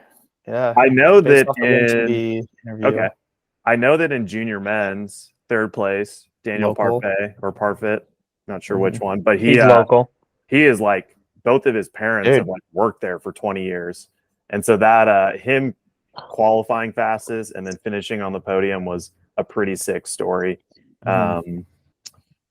Yeah, going into just junior men's, obvious being Asa showing up. I have our USDH savior has risen. He's here in the flesh. It's not just here. Yeah, I thought we were the savers, Jason. Yeah. What? Yeah. What happened? Fine. My spray painted bike, not a savior. Come on. Shorts. Anybody? Yeah. Kid's good, eh? I mean, it blew me away because not just him winning and being fast and all of that, but to have a lot of people chatting and there obviously be pressure, and then him coming off of injury and only riding for a week or two prior. And then every interview with them, he's just like, this is crazy. This is so cool. I can't believe it. Yeah. He was like, I wasn't even that tired at the bottom of my run. It was like a perfect run. I was so stoked on it. I'm like, dang, he is going to mess some people up the rest of the season, I think. Yeah. He's really good, and he's like one of those kids that just loves to ride. Like from what I hear, I don't really know him that much. He's always been so nice to me, and his dad has been so nice to me. Like they've been great, but like it just seems like from what I hear is he has like unlimited energy, and they have to like peel him off of his bicycle. Like, he just loves to ride and rides so much and likes to ride fast, and then he's like, yeah, it's great. I like to ride, woo, and smokes everybody. And I'm like, wow, that's cool. I think that is like one thing for a kid that age or whatever. Like a lot of kids love to ride and stuff, but him being able to lock in for a race run is insane. Yeah. Racecraft. Yeah. It's like already there, you know. Well, he just rides the same speed he rides every run. Sorry. Yeah, same thing as Jason. Like I didn't fully expect him to come out and win because of the injury, Fort William being like a really physical track. And I mean, there being some other juniors that have had talk around them as well. And so I didn't really think he was going to come out and win. But. Yeah. I didn't either. I thought he would be in the mix, but not only to come out and win, but do it by 6 seconds and be 12th in elites is really nuts. Yeah. Like the only, I want him to do well, of course. Like, I don't know him either, but such a cool kid. So rad for like a young up and coming talent to be from the US, all of those things, him being a part of frameworks. Like it's all, I'm so behind all of it. And then I get worried where I'm like, oh, hopefully coming out and doing so well at the first one doesn't mess with him or like mainly like his headspace, I would think. But I think he's proving that, like Dakotah's saying, he's just amped to be there and be riding. And it's maybe less stress about what actually happens. Dude, he literally did that run every lap in practice. That's the crazy thing. I'm not even joking. He is tapped from the first run to the last run. Every run's the same, and they're all tapped. Dang, dude, it's sweet. It's really cool. So is he in the same practice as you guys? No, morning Okay. practice. Okay. Are you guys back to like the more typical A and B practice? Like the top so many women are with all the other men, and then it's juniors, all the I other think on women, the and race day, the women are with us. okay, yeah. Are they? Is it called B practice still? I was curious about that. It better be. I just like whenever I hear somebody say B practice, like in a vlog or whatever it Mhm. is, and I can't be the only one that thinks about our podcast whenever they hear that. anyways, uh, only thing with junior men is that Tyler Waite from New Zealand, who has been the chat of the Southern Hemisphere, he was third at the first split in qualifying before he flatted and ended up not making it to finals. And I'm really stoked to see him this coming weekend or next week in Poland because, I mean, he's won everything the last so many years. He's had fastest time of the day at some New Zealand races against big names. So that'll be really exciting. And overall, juniors is all time right now in both classes, like super deep field of talent. Young field. Dude, yeah. And I mean, it just seems like a couple of years ago that juniors, the top so many were really quick, and then there was this heavy fall off in ability, it seemed, and or intensity in racing. And like everybody is putting together runs that top to bottom, they're pinned. Like nobody looks tired. Like when I was a freaking Grom racing as like a junior, I had no fitness. I'm like sitting down towards the bottom. Everybody's just hauling ass all the way through. It's Like that, it's epic. that local kid pedaled in between every jump. Yeah, happily, willingly. With a smile. Yeah. We should go compare his Crazy. last split to yours, Stack. Watch it. Watch it.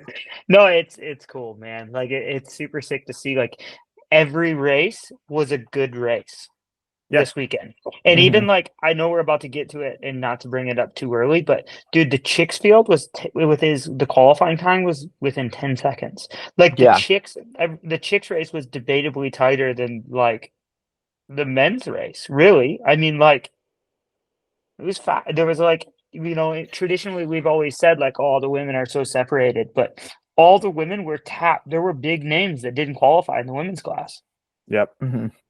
Yeah, for sure. Yeah, it's nuts. It is super, super impressive right now. Shout out Ryder Lawrence, American, first World Cup, got 11th. Sick to see. And then Gavin Tomlinson, 15th with no goggles. So shout out. What? Dude, yeah. Apparently he was like sitting there in the queue, and he was kind of just sitting there. They didn't say anything to him. And then all of a sudden they were like, you have to go in 10 seconds. They like weren't saying anything. He was just kind of sitting there like waiting for them to like call him up or whatever. And then they're like 10 seconds. So he just ripped off his jacket. Amazing. And then because if you watch the feed, he rolls straight through the gate. It was a rolling start. Don't even know if it was legal, but like I don't know you, Gavin, but it's a very junior thing of you to do. Really, he's a really good kid. I've ridden with him. He's a really nice kid. Yeah. His dad's sick as well, like good family. So yeah. I cracked up on that. That seems like one of the, I mean, no goggles for me as somebody who wears contacts and pretty high maintenance with my eyes. I would have just said no. I would have rolled in and been like, oh, no goggles.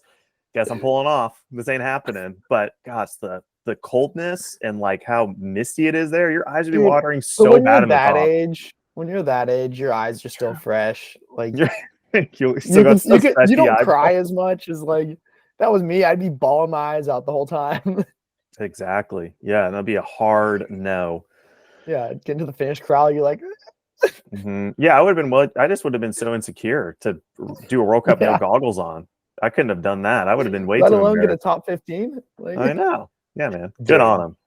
Props. And the thing is, like, Heath had like last year he was hanging around because he was coached by Todd some, and he would have like some big crashes in qualifying and seemed like he was like putting a lot of pressure on himself and stuff. So to like make the final and then just go in there and be like in a terrible situation and then still like have a pretty dang good performance is like pretty cool. Yeah. I mean, I think that's like rad. Like I would be freaking out if somebody did that to me. But almost sometimes you do better when they're just like, all right, go. And you're like, oh, go, no. Yeah. Yeah. You don't have, your mind doesn't have time to think too much. Yeah. Sick. Moving on. Women.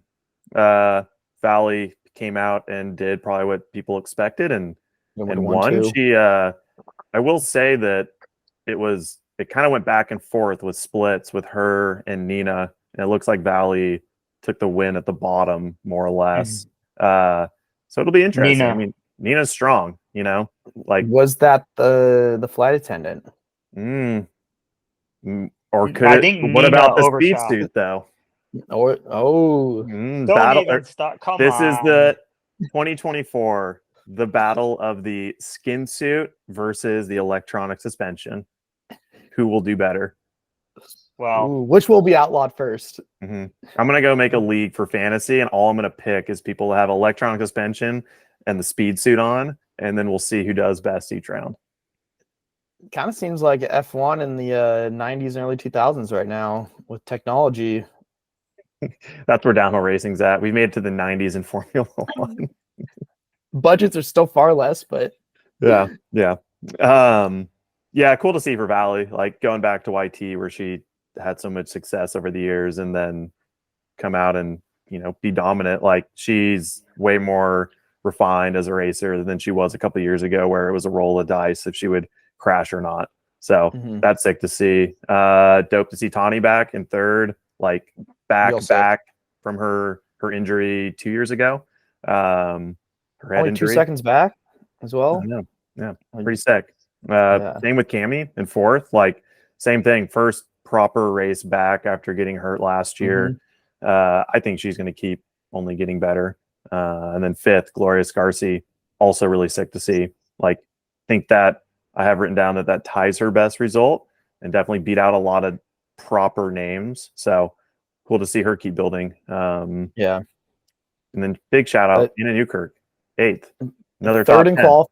Yeah, sick, super sick. Like she went 3rd and then 7th in the semis and then 8th in finals. So consistent, like showing that 3rd wasn't just a fluke run or anything like that. And do it on the Contra, man. It's pretty dope. Good stuff. Just out here running contraband. Running contraband. Yes. Miriam was back and didn't make it in the finals. I did not really expect her to be up there just with how recent her thumb injury was, but for her to be back was cool. What up? She said that I don't remember what she wrote at the end of the weekend, but it was something along the lines of like she dreamed that like it was like her dream to be able to do a quali run again. And like I don't know how exactly she worded it, but essentially she said something along the lines of like, I never thought I would do this again, and to just do the quali run. And like after the qualifying run, she said she was like exhausted. She had no ability to focus left with like it was what we went through with Frida. So aside also from like the thumb injury, like obviously that's super challenging, but like to see her like battle through that and like not envision herself getting back in the gate to race again. And then like if that is the amount of focus that she's able to do, like it's pretty cool to see her like back in the starting gate and like just the amount of brain capacity it takes to go ride down a track at that speed. And especially like Frida was really struggling the whole first day because it was like really bright. So she was not able to really see because everything was like the same color, and she was really struggling with her brain being like too slow or not able, the ability to not focus on what was coming next. She said she was just kind of like blind riding from corner to corner. She couldn't see anything. So it was really cool to see the post that Miriam did, and she's like obviously like this hits home for me, but it was really cool to see the post she did and like just be like, I'm just so happy to even like get back in the starting gate. It's pretty cool. Yeah. A lot of people will definitely be hard on Miriam, but for what she's went through, like I think it's really rad, and that's going to be like a huge hurdle for her, like a big milestone. So that's cool. Yeah, before the weekend she talked about how if she could go out and do one run, that would be like that was a determining factor was if she can do one run, she'll be able to make it to qualifying, I think, was what she was saying. Yeah. But just to do qualifying is huge. Yeah. And she barely missed it. Like she was close, you know.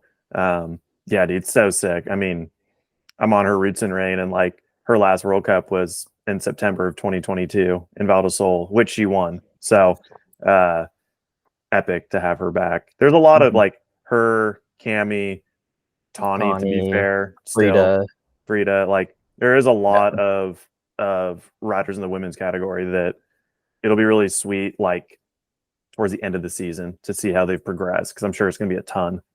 Yeah, I think Tawny is officially, like, from looking at her and like talking to her and seeing her around loud noises and how she interacts and everything, I think Tawny's like fully back now. Frida rode her qualifying day. She was literally in tears in bed at night. She's like, I literally rode for the first time without a headache since I've hit my head. For the first time, rode down a World Cup track without a headache. So like you look at where Miriam's at, and I think Cammie's still struggling. So and in like, you know, there's a lot of men that are kind of in similar boats too. So it's like it's really cool to see. It's really cool to see like Tani like back at peak form, like in there, has like a lot of emotion. She's talkative. We haven't seen that, and it'll be cool to see her like back on her A game and being able to be a competitor in the women's field. She definitely has that like sparkle back. Yeah, no doubt. Yeah. It's not just the pink gear. No, it's not the pink. It's not the pink gear. Cool. Move on to men's. Let's do it. Dakotah's favorite part, talking about his competition. I love it. It's really my favorite, actually. So let's talk about how good these dudes look. Let's talk about it. All right, I'm gonna list my top 5 runs to watch. If you have not watched the broadcast, top 5 runs to watch. I'm not in any particular order, but I'm gonna start with the people that are gonna come up first in the broadcast and work my way down. I'm gonna go Connor Fearon. Watch his run, because he is a sick dude to watch on a bike. Yeah, and only one on flat pedals in the finals. He hasn't made a final since they went to finals, these new format. So this is his first actual final of the new format. So him, he turns like a Don. Yeah. And then Reese Wilson. Yep. His whole setup, he kind of just was like doing a showboat run at times, but then also was like on at other times, coming back from his head injury. That's the feel-good story of the weekend. You know, he said that he went out of the gate too early and he thought he was going to get disqualified. So he just was like, oh, well, maybe I'll try to get a couple good splits, and ripped, and then just cruised the bottom and was still like top 20. He did 16. such a sick pool manual after the old big Fort William wall ride. He just pool manualed through like it's like 2 small rollers. Okay. Him and someone else did it as well, but they just like pool manualed through it. It's so sick. Just go watch that. And then his whip also on the final jump. Yep. Nasty. And then this one's like, I think Danny Hart's run was good to watch because the uncertainty in his whole offseason. Yep. And then Dak, your run. I liked your run because you kind of just looked like you were just out riding your bike. You know, it wasn't like I don't think you had any moments in your run. Did you have any moments where you actually scared yourself? Nope. Which was like good, because watching Loris's run, he's usually kind of like that, but he looked like he was pushing. And I think he lost it in that second split, where if you watch his run, he gets bucked and stuff, all crazy. He does that a couple times. Yeah. A couple times. He did I've some only swapping. seen the one. Yeah. He was bouncing. So like your run was sick because of how composed it was, and your inside line in the first split off. It might have been into the second. It was the second split, I think. That was. I wish it wasn't from the old Zeppelin up in the sky, on the World War II cam out here.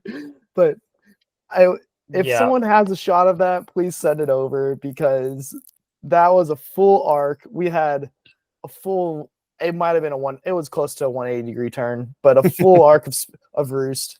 He was just cutting bottom turns out here at pipe. It was On the speedway bike. Oh, whoa. Yeah, Like, right oh, before the Donnie. drops, like Yeah. that was sick. So yeah, your run and then Loick's run because his bike just works so well.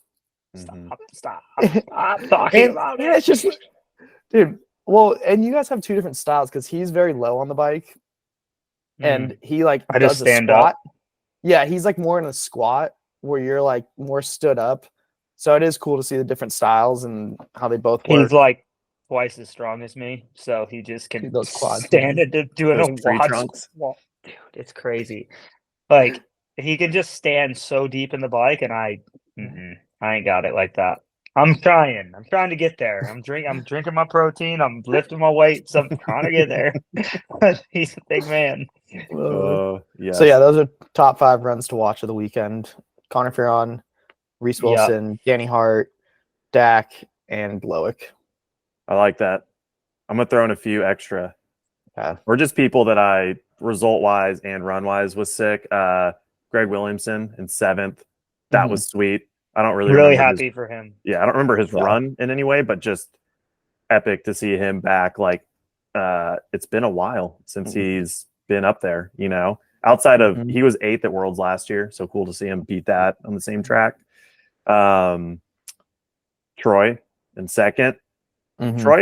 Troy's back. That's dude, like kind it's of been lost like, a couple he's years, like a but he's back. sleeper in my mind because there's so many names now, and he's been in the mix for so long. He's like, yeah, you know, he's like a top 10 dude. He'll be up there. But then like watching his run, classic Troy Brosnan, like so precise, active in like the right spots, like just ringing out the track for everything it's worth. And cool to see him up there on a new bike. I mean, same with Luca. Like they're both on a new bike that I'm sure they're in the development process or maybe haven't been riding a ton. Like I swear Lucas said he got it in February or something, like really not that long ago. And for both them to be on the podium and looking good on it was sick. Like love seeing Luca up there as well. Like cool for both you guys to be on the podium. Luca looked like he was trying for once. Like I'm not saying that he doesn't try. What I'm saying is the dude was loose this weekend, and that is not his MO. I think he looks a lot more comfortable on the bike where he's in a position where he's going to push. Before he was kind of at a cruising pace because he wasn't comfortable to push on the old bike. That old bike looked like a lot of people rode a little like dainty almost or like on their toes. I don't know if that makes sense. But it wasn't very settled. Yeah, exactly. That's exactly. It looked like you could like at any moment it would step away from you. Yeah, it might just exit stage left when you're trying to, you know, dip and dive and it's dodging, you know. Not what you want. Yeah, no, super sick. Amory was back. I was really hyped on that. I'm a huge fan of his. And 15th, not bad for him. Just like the interviews I was watching, the Win TV and stuff, he didn't have high expectations and was content just to be back. And part of me thinks that he's such a racer that doing one, being back in the mix, getting his feet wet, and not really doing like great in his mind, he's going to be on it, I think, the rest of the year. Like he wants to keep doing well. Greg Menard, freaking from the top ropes twice. Easily the biggest bummer of the whole weekend, dude. Like, I'm still bummed about it. To see him go down twice on the whole new team with Norco and so much hype and expectation leaving Santa Cruz, and then for it to go like that, like, I don't know if he'll be back in Poland. I don't know how he would be. I swear he wrecked his shoulder from how it looked. Just go on Union Cigarette International Instagram page and watch the recap. Dude, so rough. Yeah. So that sucked. And shout out to Lucas Cruz, also on that team, who I believe broke his femur and already had surgery, and sounds like he'll be on the road to recovery, but also a massive bummer. Yeah. The old Bill taking some folks out. Kirk McDowell, one spot out of qualifying, I believe. World's fastest engineer. Yep. Yeah. Yeah, man. Good race overall. Like, it's going down to 30. It has grown on me, 30 racers for the elite men's, because it's good racing all the way through. Like Mhm. everybody who's in there is really exciting to watch. Shout out to Dooley, who qualified or semis was 8th, I believe, and then unfortunately flatted, but very promising and huge step in like just how you'd expect him to be progressing with the years he's been racing now. But yeah, man, overall it was sick. Good first race. A lot of intensity, some tight racing. I'm kind of down with the fact they didn't broadcast semifinals because it made it feel like if you were able to watch finals, you were way more invested in it. Nobody, even more so than ever, nobody's not really quite sure what the hell semifinals is even for. So I'd expect that to go away by next year or them to modify it. I heard talks of them going to the LCQ format where like 30 or 20 will go out of finals for at least like elite men's field, and then they'll re-rack everybody else, and 10 from that group will get added for finals day, which I guess is cool. I'm getting more and more of the mindset of like, let's just pull 30 out of qualifying. Let's just do it. Let's just rip the Band-Aid off in one go. Then Dak doesn't have to do all these race runs, you know? Yeah. It's tiring. It's thirsty work. Yeah. How was Thirsty work. the double time on Saturday? I guess because now we've flipped it. Had to be better than last year, no? I was leaving and it felt like the race was over. I was like, oh, wow. And then I was like, oh, wait, we have to race tomorrow. It was really weird. It was a strange scenario. Because I was used to doing that, and then we were racing and we were done and we were out and the day was over. And then I was like, oh, wait. I did not like the big sit around. The sit around is not for me, man. It's On just what? really not. On race day? Yeah, the race day sit around. I don't enjoy it. But is that better than the mental and physical load of having to do 2 high points paying race runs in the same day?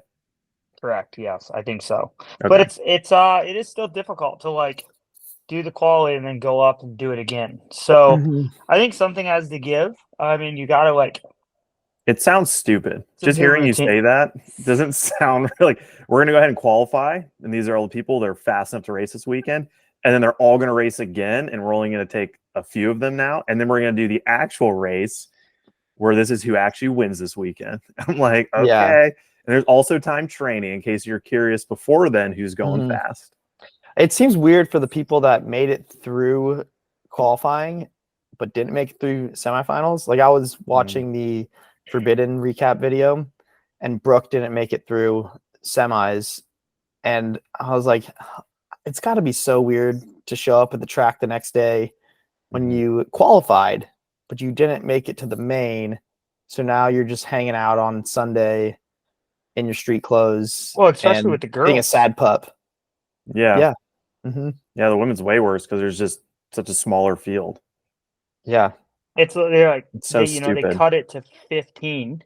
Yeah. And then go on. And then 10. 20, or no, cut it to 15 and then to 10. It's like, yeah, look at the names on the list. Like, cut it to 20 and then cut it to 15. Like what, or what? I don't know, 25. I don't. That's. I know we've talked about this for the last year, but it just seems weird for the sport to have that few women riding on race day. Yeah. Because, like, just in general, you would want to grow the sport, and the way to do that is putting the women in the eyes of the spectators. The more women you have, it's just gonna be better for the sport. So, yeah, it does seem strange. I would agree. And too, you look at the names that didn't make it into finals. A lot of those names are on factory teams. If you're operating a team that has to make sense, why take the risk on adding a woman to your team if the odds of getting into finals is so slim? Like, yeah, I know that's kind of a lower down the line point, but at the same time, it's kind of like, yeah, I would love to watch more of those women racing. And, you know, the more you race, the more confidence you build, and just being in finals is very beneficial. Yeah. But we have thoroughly murdered that dead horse over the last whatever. Here's 15 one I'm months. gonna say. Oh, all right. Lay it on us. For the girls field, Like, what is really the difference between 10th and 15th in speed? Very little. And then now you have these Mhm. top 10 girls that are getting a whole nother day of riding a gnarly track, a whole nother day of having that race run and building that skill, like getting more used to the process, where now you just cut like, 10 girls that don't get to even ride on race day that are competitors that there's girls in there that could win. Yeah. Yeah, I mean, like it it wasn't very many seconds from 10th to 15th right now looking at it, but Gracie Hemstreet, she was 8th in qualifying. Or wait, I had that wrong. The point being, because you're having to like qualify and do semis and then do your actual final, like there's names that qualified well but then had a bad semi and didn't make it to finals, or the actual time difference is like within 10 seconds from 10th to 15th. Like I know How that. about this? Oh, The 10th place girl from the weekend is now protected to the final next weekend. yeah. Yeah. I think that, and it's almost the same scenario that you have when juniors would be split. Top 5 or top 10 juniors would be in A practice, when the rest would be in B practice. And Nick Nesteroff got kind of screwed over by this in 2017 at Lords when he crashed in qualifying, and then was in trying to get his way into A practice the whole year when he was a podium contender the year before. But because he couldn't get towed up to speed in A practice, which is the same thing as Dak saying not the women not having another day of riding on a rough track Mm-hmm. or So you being look at protected. Monica from not to make a point out of Monica that she's just the one in this situation. Monica was a top 10 girl last year, was protected, didn't qualify to the semi, got in the final by default from last year, and Still is now, protected. because she's in the final, she's protected to the final next week. Mm-hmm. So she will always, if she is top 10, will always be in the final. I guess this next round she has to make it 2 finals to maintain that. No, she's protected to the final, but she just has to be She in the should top be 10 Mm. in the if she's final not. I race. guess if she, So she can't be yeah. If 11th she's if in, there's another protected, if Sue I doesn't. don't know what position she got this Yeah. weekend, but if she was in the top Monica? 10 this weekend, yeah, Monica, would she end up 10th. 10th? So she's, And I don't Millie know, Johnset was maybe. 11th, which was like the other protected Yeah. rider. So we'll figure out who's 10th in the top 10 in the overall, but she got 10th place points in the final. Mm-hmm. Yeah, it's an interesting one. I might have to do some more research on that and drop some things in our forums about that, because it is the whole. I mean, the protected thing seems to work itself out more the more rounds we get into. It's a little weird the first round. Yeah, I I think think it's it's just weird tough overall. because of the women's field being so small. I don't. Mhm. Yeah, like it's 100%. Yeah, it's So- very Which strange. I wouldn't have been. I got 4th place on the weekend, and if Mhm. there was no protection, I wouldn't even have been in the final. I wouldn't even have been in the race. Yeah. I would have not qualified. hmm Yeah. So for men, are you protected to the final or are you just protected to the semi? Because I'm top 10 in the overall right now, 5th in the overall, I'm protected to the final next week. Okay. So And same thing with the first race because of my overall from last year. So is there a protection just to semi as well, or is it only protected straight to the final? There's a protected, yes. Top 20 in the overall, I believe. Well, the top 10 from last year and then 10 Yeah. more are protected through the quali. Okay. It's It's too much. so confusing. It's Yeah. too much. I'm like, the whole protected thing, I'm still not really fully behind. I don't know. So in theory, we could have a top 40 final if none of the top 10 protected if all top 10 didn't make it through semis. We're gonna go ahead and run the numbers after this podcast. We'll get back to you. Yeah, I think theoretically you could have quite a few more people in finals if like the top 10 just decided to like not show up until finals day. There would be 10 more people plus some depending on the 10th to 20th place protected. Mm-hmm.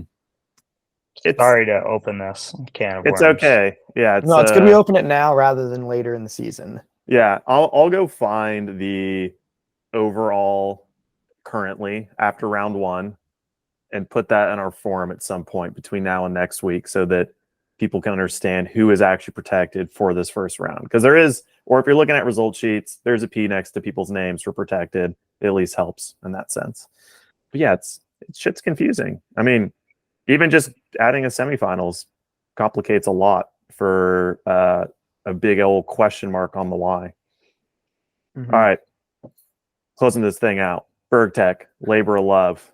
This is where we get to highlight somebody from finals who had a great weekend and is on a privateer or smaller program. Winner gets $200. We haven't chatted about it, but somebody threw a fire emoji in here next to the first name. Is that who we're Hold on, feeling let me I think that strong would be about? cool. I think that would be cool. I think that one or the Third one? the third one, because I know the third one was he bought his tires and stuff as well. Mhm. All right, He is third going one. on Go to on. he is going on to Wynn's privateer program Mhm. next week though. So I don't know. Now people can figure out who that is if we don't pick Yeah. them. Dakotah, what's your thought? I just think that I Old do Mate like the is first one too. he's been working at it. I mean the kid is cool. I'm really happy for him.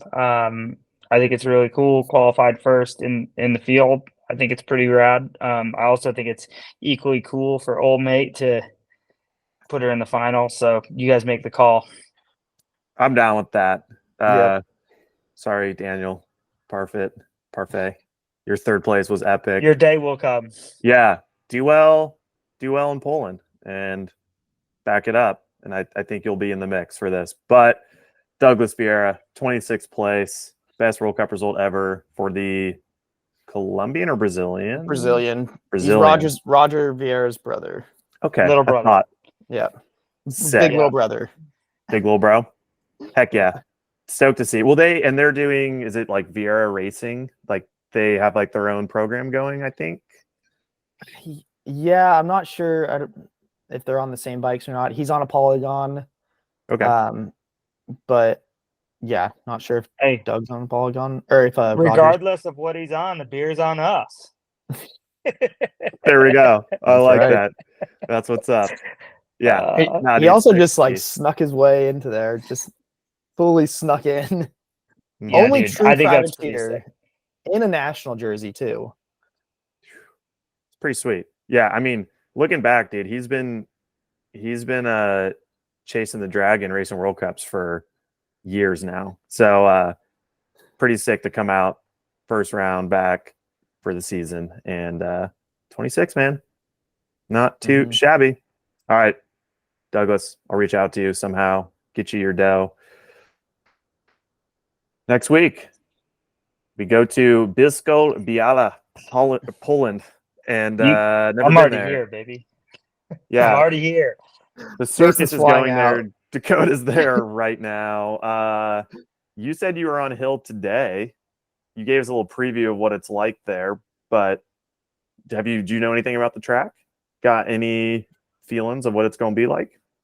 From the looks of it, it's going to be a clay base, kind of like a little bit of gravel here and there, but mostly a clay base. It seems pretty soft, like it hasn't got that many wheels down it. Like, it would maybe get pretty chewed up by a World Cup. I kind of just looked at like the starting gate in the first jump, where you're going to be pedaling pretty flat pedal out of the gate and a big flat pedal into the first jump. But kind of the feels of the trails were like hand built, pretty tight.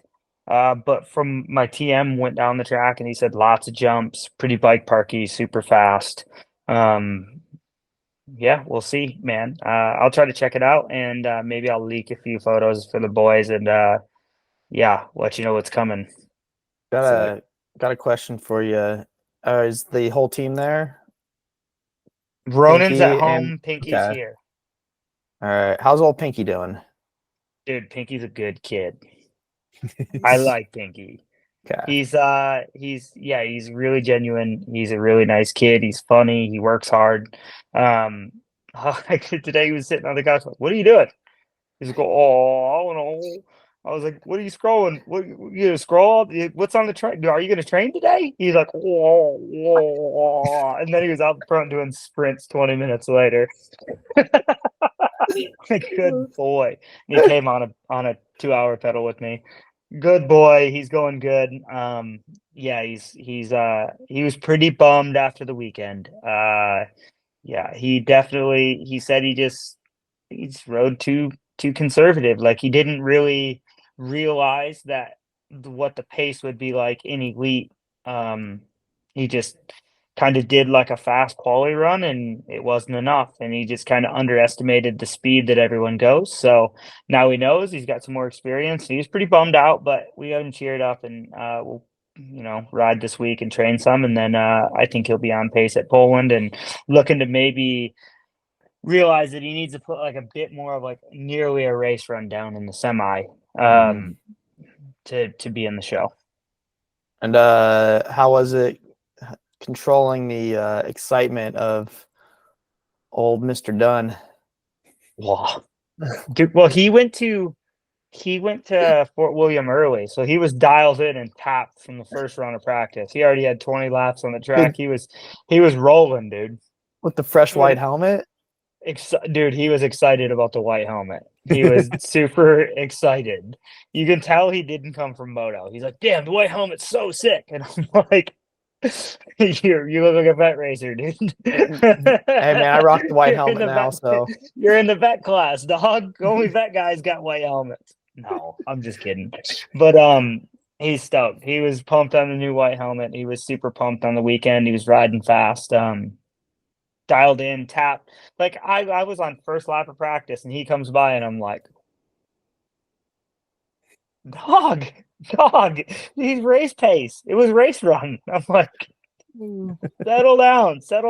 But he seems to be holding it together and put a ton of fast runs down. And I think that his consistency will grow and his excitement is so much excitement. It's really good. So it's fun to have him around and he's a super nice kid. He works super hard. It's exciting. The whole program's good, dude. We got a bunch of awesome people and yeah, man. nice. I like that you guys all have different colored helmets. It actually helps spot who is who, which has been, we did a lit kit poll on the website from the weekend. Overarching theme is that people think most of the gear looks pretty bad right now, but a lot of people are like, I never know who's who. It's so hard to tell who's who. And there's all these teams that wear the same kits. I'm like, first of all, you can tell who's who if you know riders and the way they ride. Like, I don't know. But for you guys, because your kits are all blue and your bikes are the same, it is sick having different colored helmets. Yeah. It's definitely ET3 vibes for sure. I'm Papa Smurf coming down the hill, but honestly, I like to think that I'm like Hanny in the all red, except I'm ET3 in the all blue. You know, Ronan's got the vet helmet on. But he's stoked on it. But he's Ronan's stoked. just hoping for someone to fill that piece of real estate, Listen, I'm gonna be if he gets it done, maybe I'll be the one he's laughing at me in the long run. So, yeah, I think he's in a good place for that one. Are you guys gonna wear blue exciting. all year long? We have a couple options. We got some stuff we're working on. Don't worry. Okay. Pinky's actually moving to the moto helmet next week, so he'll have a painted moto helmet, I believe, too. So we'll all have a little bit of a different theme. I ran the girls' hair tie from the starting gate. Yep. I had the hair tied up. To bring up when we talk about all the aero it. stuff. That had to have been thought out for aerodynamics. No, it wasn't. Actually, I ran a ponytail in qualifying. I beat a lot of dudes with a ponytail. You don't want to get beat by a dude with a ponytail. Full on ponytail. Tucked it. Actually, I think I might even have a photo somewhere. It was heinous. Tucked it into the jersey. I didn't know what to do. I'm like, we're at Fort Bill and I got long hair. And then I forgot my hair tie on race day. And they're like, 2 minutes to go. And I was like, I looked around. I'm like, I can't leave my hair down. I'm gonna get smoked. And I look around. I seen the girl that was putting on the chips. I'm like, yo, you got a hair tie? She's like, yeah, I got one. And I was like 2 minutes to go before I got in the starting gate, was putting my hair up in a bun with my helmet on half ass, and then dropped out of the gate. Wow. That story was way better than I thought it could have been. So was it to be arrow, or do you just don't want your hair down? No, I The just arrow. thought that, yeah, for sure, arrow. I don't know if it has any effect, but it has to. Yeah. The whole rat's nest back there. That thing's catching some air. Things flopping in the wind. Yeah, it was pretty much Oh. out of the bun by the time I got down there, but I don't think it was in a very good bun to begin with. Oh, I love it. That's Um, incredible. So good. Man. What's your thoughts on going to a new track for the first time versus the contrast of a place like Fort Bill where people have been racing there for 20 years? You stoked on that? Yeah, always. I traditionally have done super well at the new events. Um, it's good, it's going to break down a lot. It'll use a lot of racecraft, which I think that I pride myself on. Sometimes when I feel like people have figured things out over the years, and it makes it a little easier to perform well. And I think that just a new venue, new vibe, nobody really has their bike settings down. They don't have their, racecraft down for that track, where they're going to pedal, where they're going to tuck, where they're going to this, that. Um, yeah, I'm excited. It'll be super cool.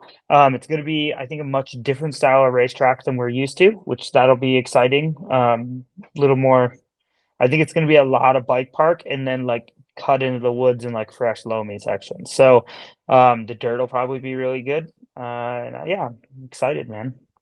Sweet.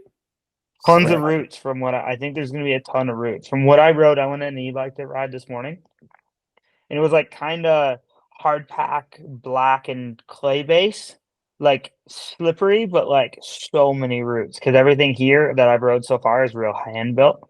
Hmm. And yeah, I'm excited. If they keep ducking it back into the woods, I'm assuming those sections will be hand built. So Is it kind of like man, Maribor-esque or no? Maribor-esque. Yes, the Okay. hill's not super steep, I don't Yeah. think. I think it's a little bit of a flatter hill and maybe more Maribor. Yeah, like the dirt and trees look similar for some stuff I saw, Mm-hmm. but Like, it could be way different. But Are we look, gonna see like, some Eastern Europeans just coming out the woodworks for this one or what? coming out to send. Yeah. probably start list is gonna be long. You look at what I 300-person. rode today.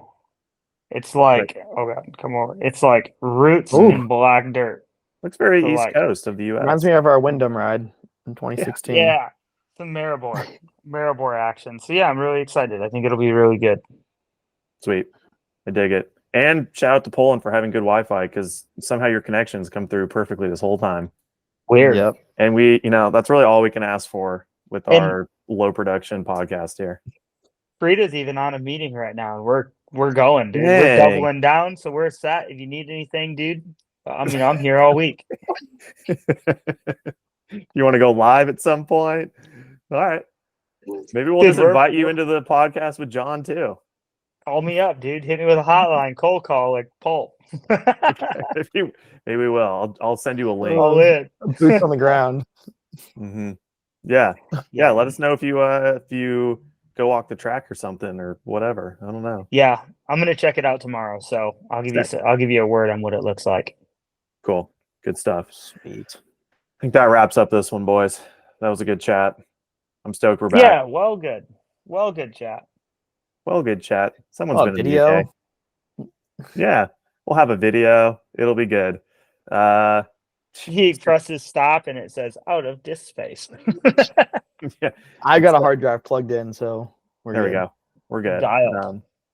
Zach, well, we'll be back in about a week and a half after the second round. Best of luck, Dakotah, and thank everybody for listening. I didn't know we were still going. We're still going. I thought we were done. No, I got to give an outro. Oh, we'll say it. Come on, let's go. Thank everybody for listening to the Beat Practice podcast. Shout out to Maxis, BergTech, Industry 9 for continuing to support this. We'll see everybody after Poland. Peace. Peace.